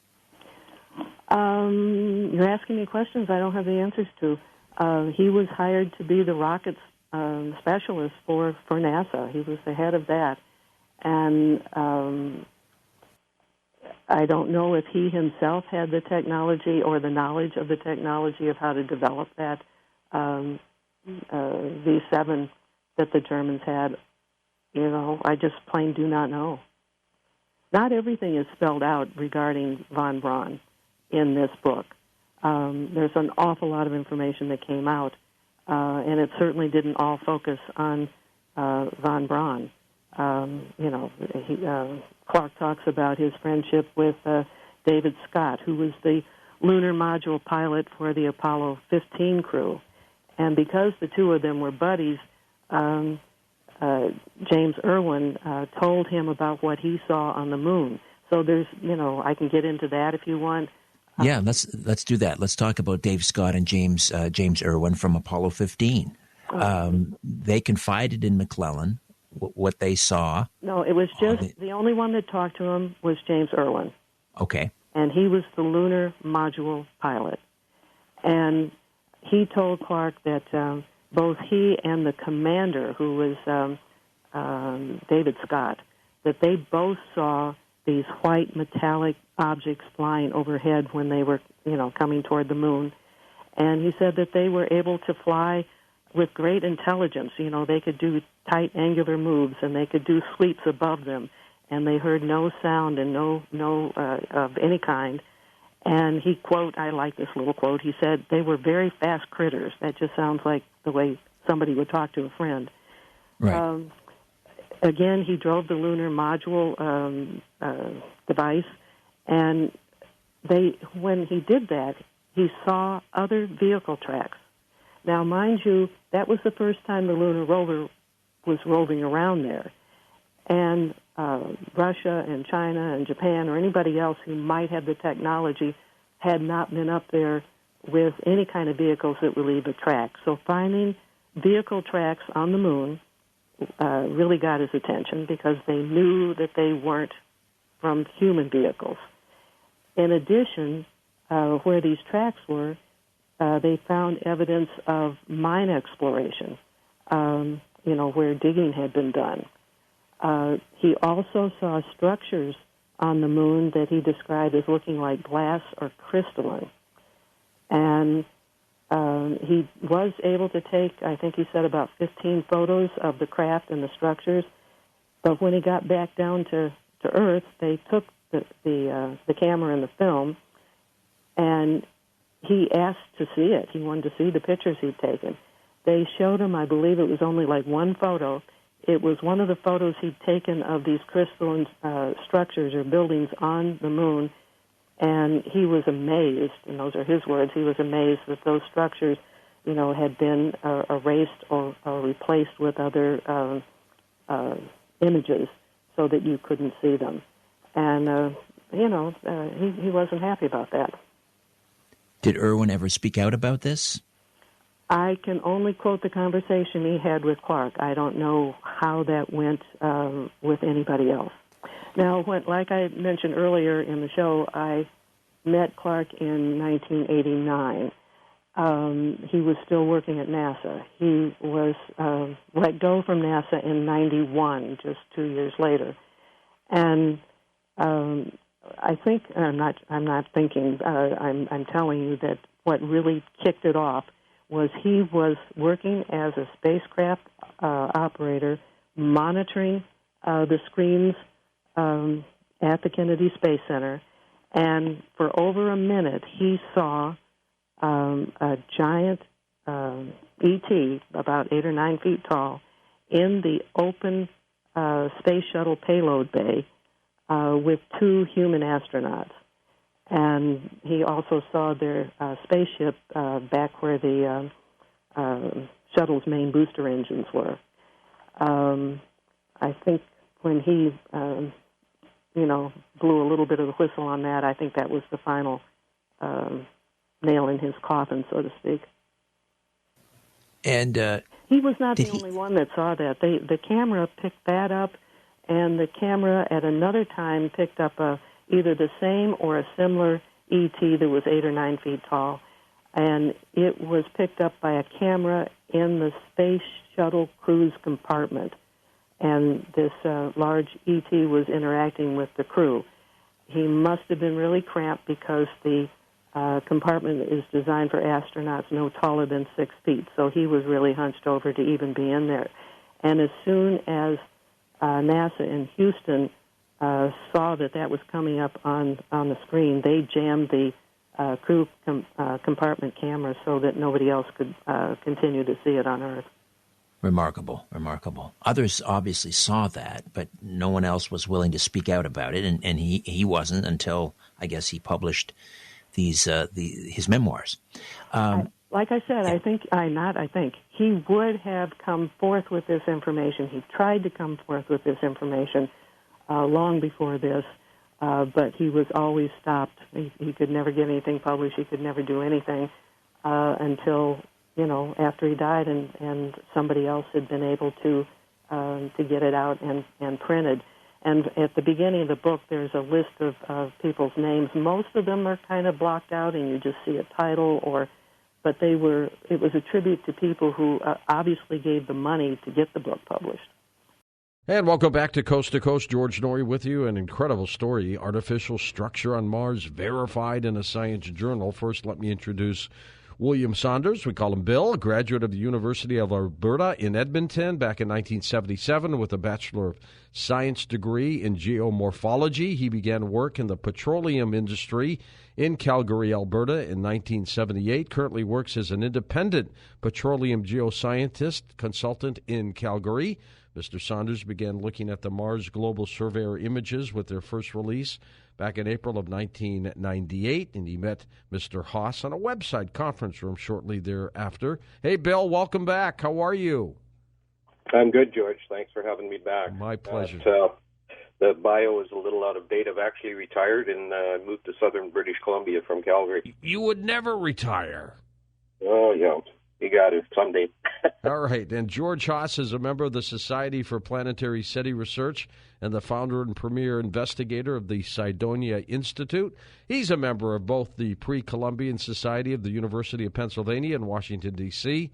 He is a well-known author as well, The Martian Codex. And here's George Haas back on Coast to Coast. Hey, George. Hey, George, it's a pleasure to be back here talking to you. You too. This exciting stuff here. You too. Let's, and I'm going to just, both your mics are open, so jump in at any time.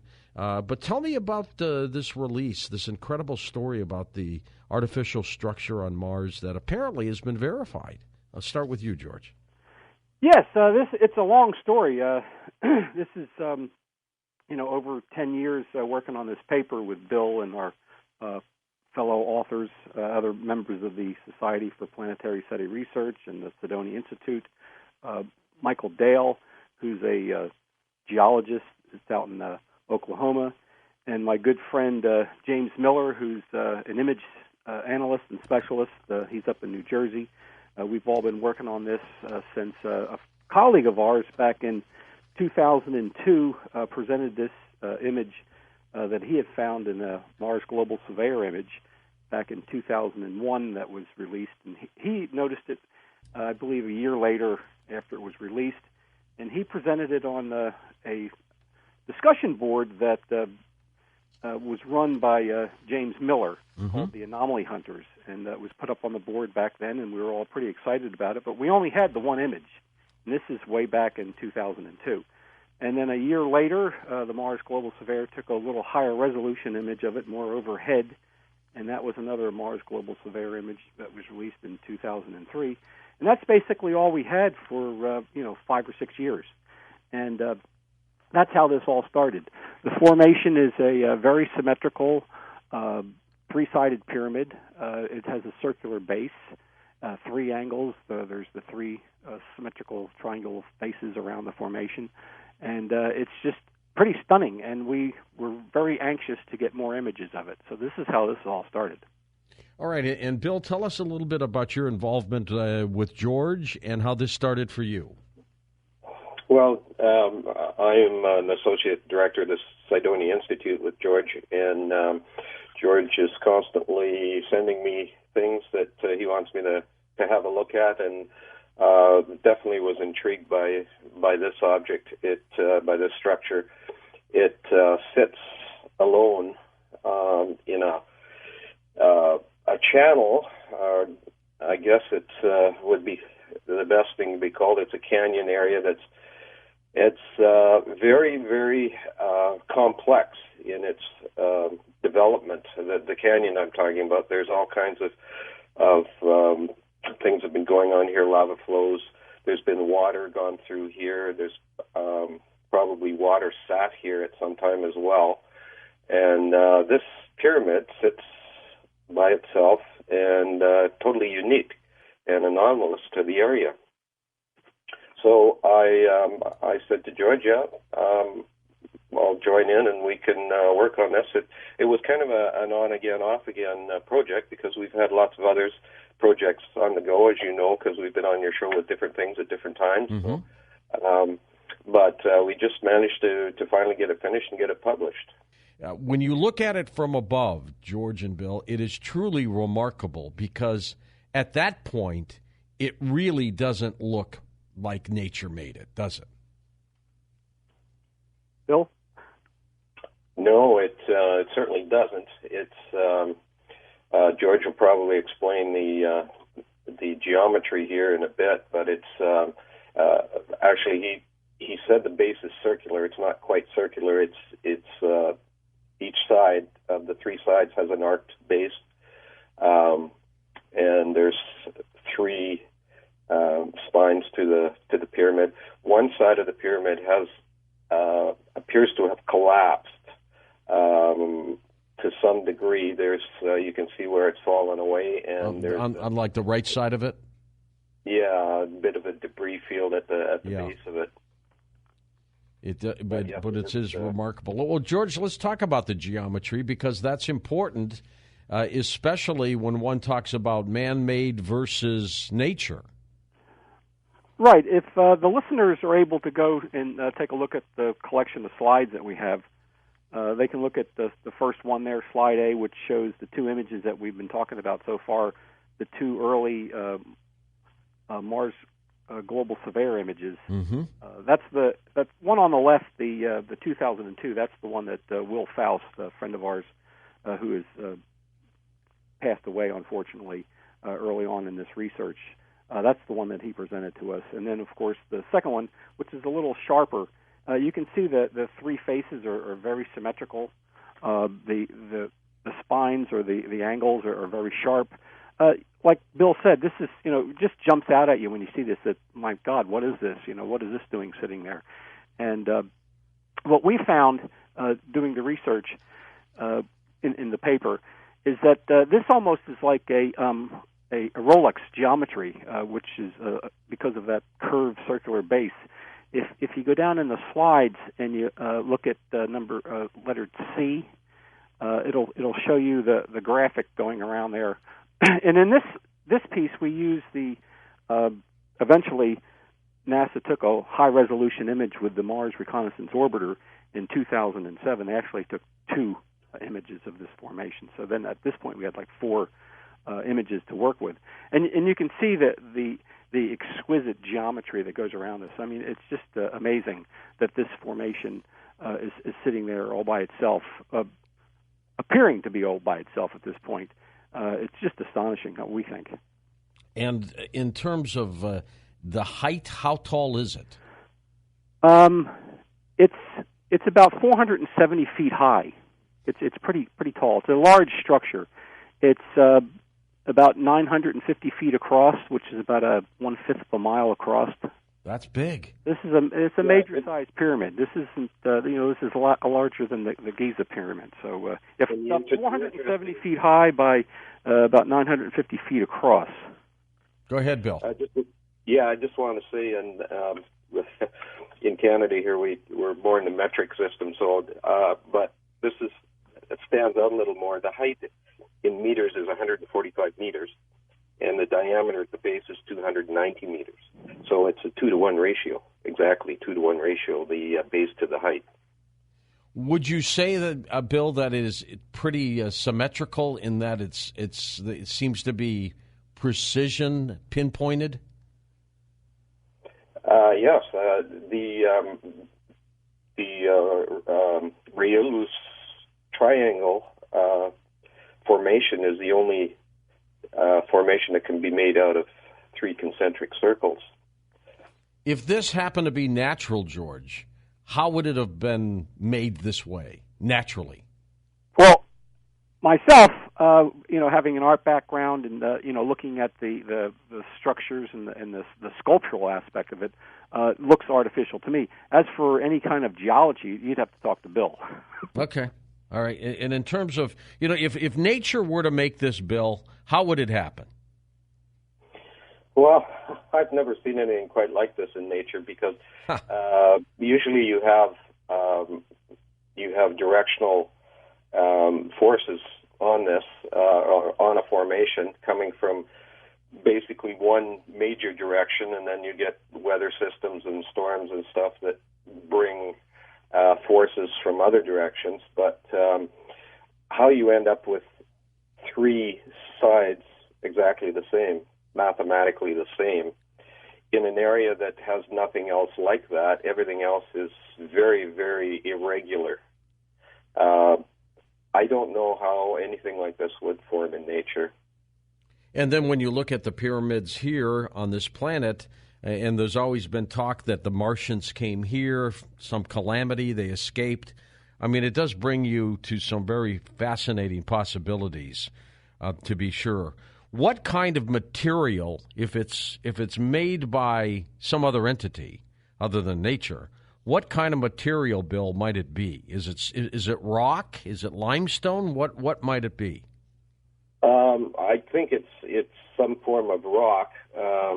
It's hard to tell. The side that is illuminated the most has evidence of stratigraphy along that side that actually looks like it could be casing stones.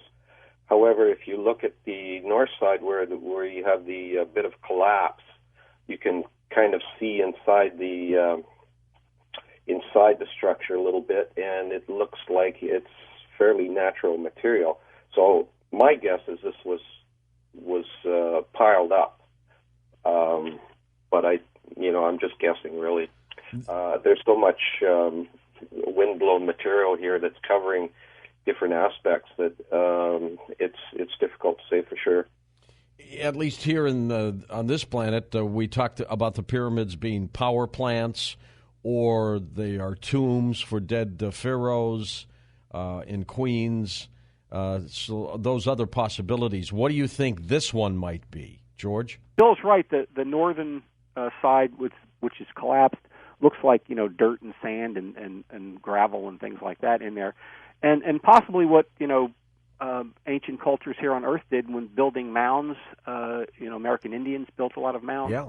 The Egyptians built mounds and pyramids, and a lot of these were originally built with, like he said, stacking earth and soil, and then the outside of it would be covered at times with more of a durable, stone or casting stones or blocks, and that's what we're seeing on the left side. So this formation on Mars is really revealing a lot of information if you get down there and take a look at it. And the only thing we can think that could produce something like this would be, the artificial influence. Could this have been carved out of something that was already there naturally? Certainly, and then the casting stones put on top of it. People speculate that's what the Sphinx was.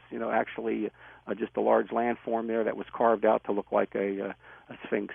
That's right. So it's not out of the question. Tell me about the other two authors of the paper, James Miller and Michael Dale. Michael Dale, he's a geologist. He came to the Cydonia Institute back in 2010. He worked with us originally on the Parrot formation that we had found. That's actually another formation that Will Faust found. Will found this three-sided pyramid. He had a great eye. He was constantly scouring the surface of Mars looking for things, and he had found the Parrot on Mars, which we had a science paper. I remember that, yeah. Yeah, we were on your show with that. Yeah. And Michael Dale came on board because we had trouble getting the paper published. They said we needed another geologist, and I think they just said that in tongue-in-cheek, thinking that, they gave us like a month to get another geologist to join the paper or they wouldn't publish it. And I had known Michael for a while, actually met him on Facebook, and I immediately contacted him and sent him the paper, and he looked at it and joined the group, and we got the paper published. So Michael Dale's been a very intricate part of our group. He really has an eye for the geology, and him and Bill basically collaborate on all the geology. This goes back and forth. They work on a part and send it back. So it's taken us 10 years to write this paper, George. That's a long time. It is, and we have 14 years of images in the paper, which, all these different images are taken at different times, different years, different seasons, so we get to see the effects of light and the environment on these formations, and that seems to be consistent. So that's who Michael Dale is. And then there's James Miller, who I've known for must be 20 years, and he's from New Jersey.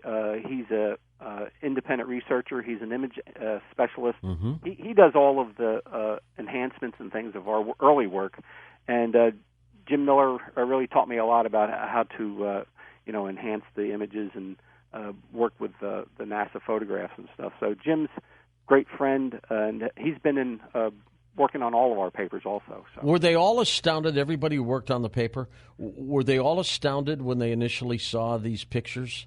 Well, I know when I sent it to Michael Dale recently, because he hadn't seen this, because he had no idea about any of this stuff, that this little three-sided pyramid. He wanted me to tell him where it was on Earth, because he didn't think this was on Mars. He wanted to go see it here. He didn't believe it. Yes. And now, of course, you are very familiar with the face on Mars in Cydonia, obviously. Oh yeah. How close is this pyramid to that area? Well, this three-sided pyramid here is in the Candor Chasm, and it's in the Western Hemisphere, next to by the Valles Marineris. Okay, explain that to us, people who aren't familiar with Mars. Right, the face on Mars is in the Northern Hemisphere. It's in Cydonia. Valles Marineris is like southwest of that. How many miles do you think? Oh, I have no idea. I mean, thousands? It's pretty far. Okay. It's pretty far. All right. The Parrot Formation is basically directly below Cydonia, and this formation is more southwest. So if we sent astronauts to Mars in this region, and they walked up to this structure, would they be able to tell instantly if it was man-made? I'll say man-made as opposed to nature? Well, I'm not sure, because when the settlers came to America and started going west and finding a lot of these huge mounds that American Indians made, a lot of them didn't even know that they were artificial hills, and some of them were as big as mountains. True. There were actually American Indian mounds that were as big as the Gaza Pyramid. Well, that's true. There's one in Cahokia, right where I am. I'm in St. Louis right now. When they came out there, a lot of them started, using the soil and digging them out, and then they found out that as they were taking them apart to use them for other means, that these were artificial structures. They would see round basket type of imprints where they would take baskets of dirt and keep piling it up. They actually found these type of relics that were still into the mound. How many other structures might there be on Mars similar to this? What do you think, George? We've scoured the planet, and we have a few in our files that are very similar to this, that have three-sided, triangular faces that look like a three-sided pyramid. In the paper, I didn't include a slide here, but any of the listeners out there want to go to the paper, I think the Coast to Coast has provided a link. We have a similar formation that was found in Cydonia, right down from the face, which we incorporate in the paper. So right in the Cydonia area, there's a much smaller three-sided pyramid that's right there in Cydonia. William, I'm going to ask you to kind of paint us a picture of what life might have been like on Mars when this area might have been very vibrant and flourishing. Can you kind of give us a hint of what you think could have been out there? Well, I would say there's a lot of areas of Mars that were probably oceans. This particular area looks like there were probably there's numerous occurrences of strata here that look like shorelines, and that is the area's undergone transgression or regression of oceans. And I would say that some of these structures in this area were probably islands that sat in the middle of a sea. Well, that's interesting. Now, if there were indigenous people in that region, would they have lived around this too? Yeah, I think we have some evidence that may be the case. Yeah, there's a lot more here going on in this area that we're also working on. That possibly be another paper, but that'll be another time. Like Bill said, this whole area has a lot of evidence of water, and the reason we got the 2007 high-rise image was because of a planetary scientist by the name of Dr. Catherine Witz. she's the one that requested the Mars Reconnaissance Orbiter. They have a High Wish program where citizens and scientists can put in a request to photograph different areas for their research. Yeah, and then they pick it, maybe. Right, and then they pick it. And she's the one that actually got the high-rise image selected. And the reason that they were looking at this area was because of all the sedimentary rock.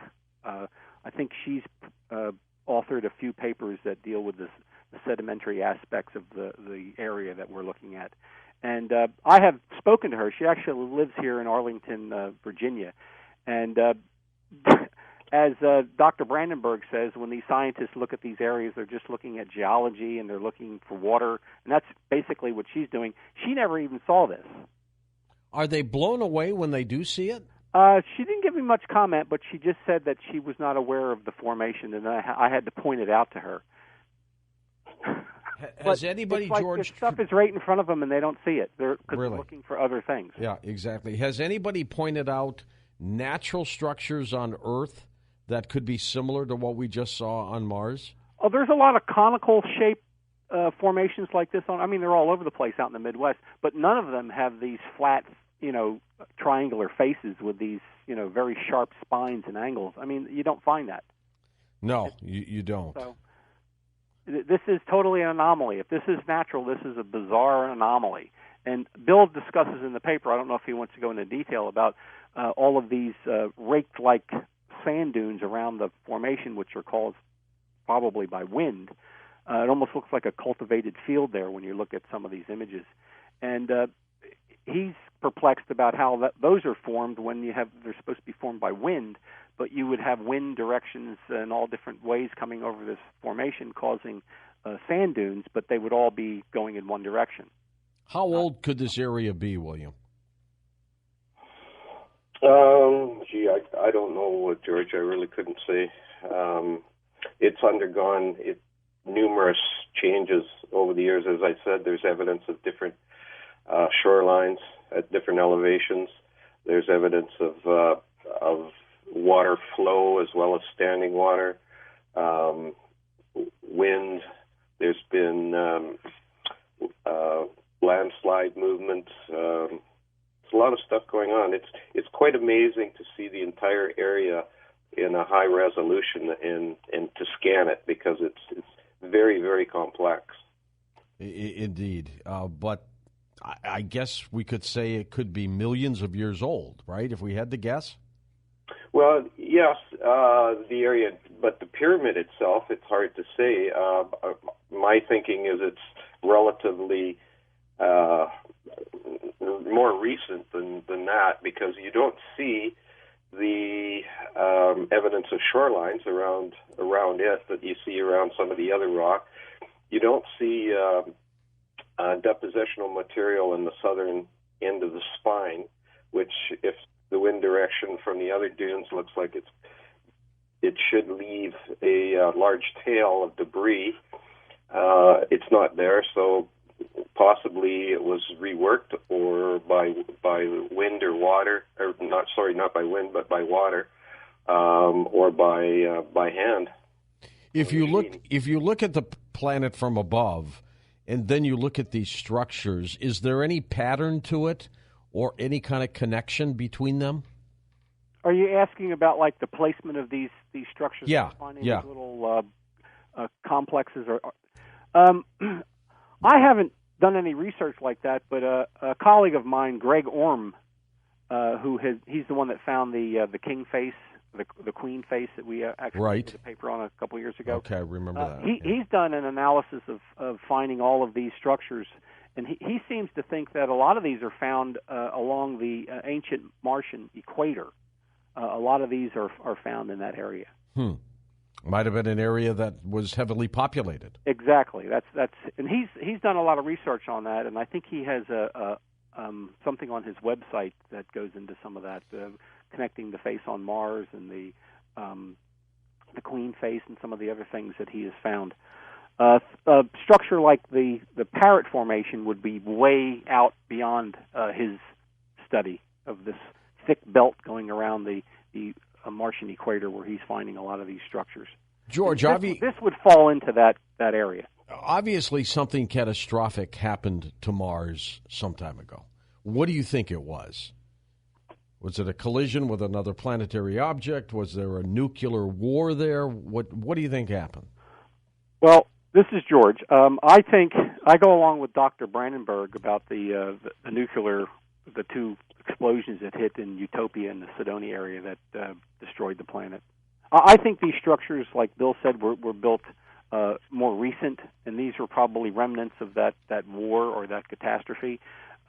These aren't real ancient, geological formations. These are more recent, artificial structures that some culture built and was destroyed by some war, which Dr. Brandenburg pretty much documents in his book. That could be. And do you think they came here? Of course, yeah. This is where we came from. Like Richard Hoagland says, we are the Martians. We are who they are. Right.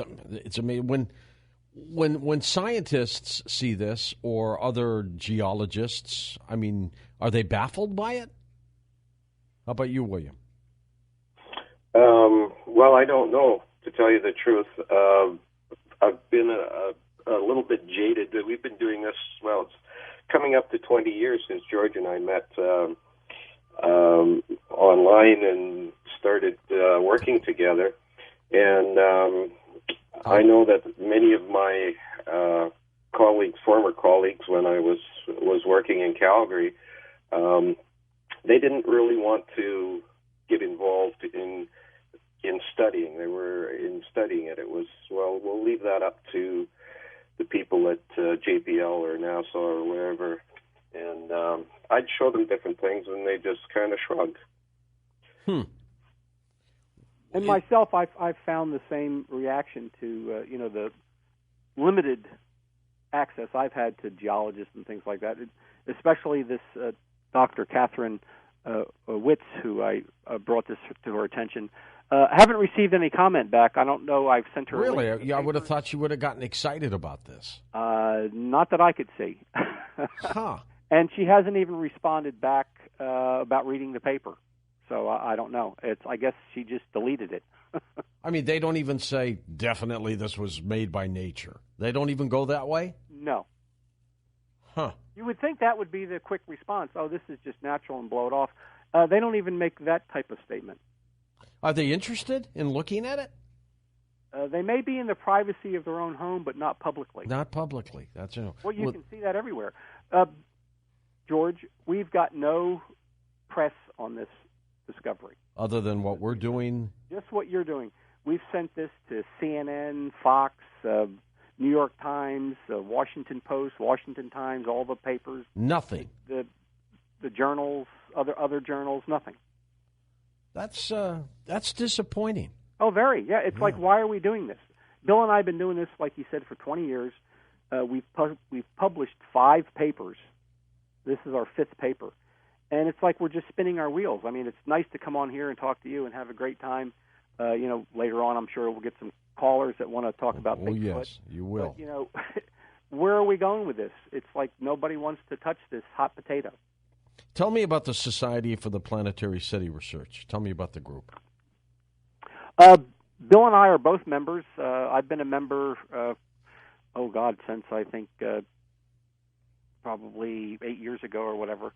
And it's a group of scientists that are interested in planetary research in our solar system. The members, I'm sure some of the people in the audience know Dr. Mark Corlato. He's a member. Dr. Stanley McDaniel, Dr. Brandenburg. All the luminaries of this research are all part of the Society for Planetary City Research. Myself, I'm just honored to be part of the group. My background is in art and sculpture. I don't have any science background. That's why I have, Bill helping me with the paper, because he's a geomorphologist. Michael Dale's a geologist. And but my background is in art. And the Society for Planetary City Research, most of them are geologists and physicists. And so I'm kind of like the odd man out being a member. I'm very honored to be in that group. And they've been around since 1991, I believe. So they've been really hard at work. And last year we lost the president, Horace Crater. He passed away. I attended his funeral. It was very sad. He died of cancer. Oh, geez. And so we just lost him last year. Wasn't he the one, Mark Carlotto, the one who said that there's an eyeball in the face at Cydonia? Was he the one? The humanoid side. NASA even took a high-resolution Mars Global Surveyor image, the highest resolution it could conjure up, and they did a very detailed image of the eye area. Yeah, there's definitely an eye. It's in our second book. We discussed the eye on the humanoid side. It's very detailed too. It's right where an eye should be. I think Richard Hoagland had made a big deal about that when that was taken back in the early days of with the NASA Mars Global Surveyor. So yeah, Mark Carlotto was very instrumental in doing a lot of work on the face on Mars. Dr. Stanley McDaniel, he had the book out about Cydonia. And so, yeah, a lot of these people that we're working with here at the Society for Planetary SETI Research, have a long history with this.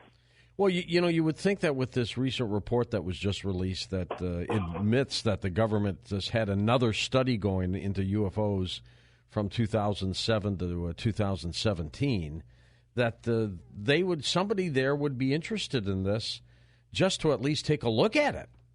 Well, I think people that are interested in UFOs aren't really interested in Mars and the Moon and things like that. They're more interested in getting evidence of, saucers and things like that flying, and photographic evidence, and the government coming clean about abductions and aliens. And structures on Mars are just I don't think they equate with their interest. My personal opinion. Do you think that the inhabitants of Mars, and in terms of Brandenburg's theory of a nuclear war, it could have also been a nuclear war that came from outside of Mars, where whatever might have been on the planet at the time, maybe primitive life, might have been destroyed by extraterrestrials that destroyed Mars, right? Well, that's what Dr. Brandenburg thinks, that he thinks the Martian culture was probably a Bronze Age, kind of like a steampunk type of culture. And they were just wiped out by this alien force that came in and just wiped them out. The big question is, why would they do that? Right, and that's the scary part about, is this what they do? That's why we're not getting any transmissions from outer space of other planets, telling us, hey, we're here. Because, once they know you're here, they wipe you're no you longer out. there. Yeah, that might be a very warring type group of entities. I mean, I'm convinced that in Robert Oppenheimer, the founder of our atomic program, he was convinced that there was some kind of nuclear war or detonation a long time ago around India, Pakistan, in that area. Oh, yeah, there's a lot of evidence for that also. Yeah, and so who's to say that the same group that destroyed Mars didn't do that here? Right, and thought they were done with us. Right, but we bounced back awfully fast. If you want to listen to our show ad-free, 24/7, access audio archives, live chat with me, and much more, you need to become a Coast Insider now. So you're telling me your grandmother, who died a few weeks ago, came and visited you last night in your bedroom, and you're not scared? Are extraterrestrials living among us? I don't know if it's true or not, folks, but we're going to find out. If you enjoy stories like these and want to learn more about the mysteries of the universe with me, become a Coast Insider now to access hundreds of our archive shows to listen anytime, anywhere. Sign up now at coasttocoastam.com/Coast Insider. That's coasttocoastam.com/Coast Insider.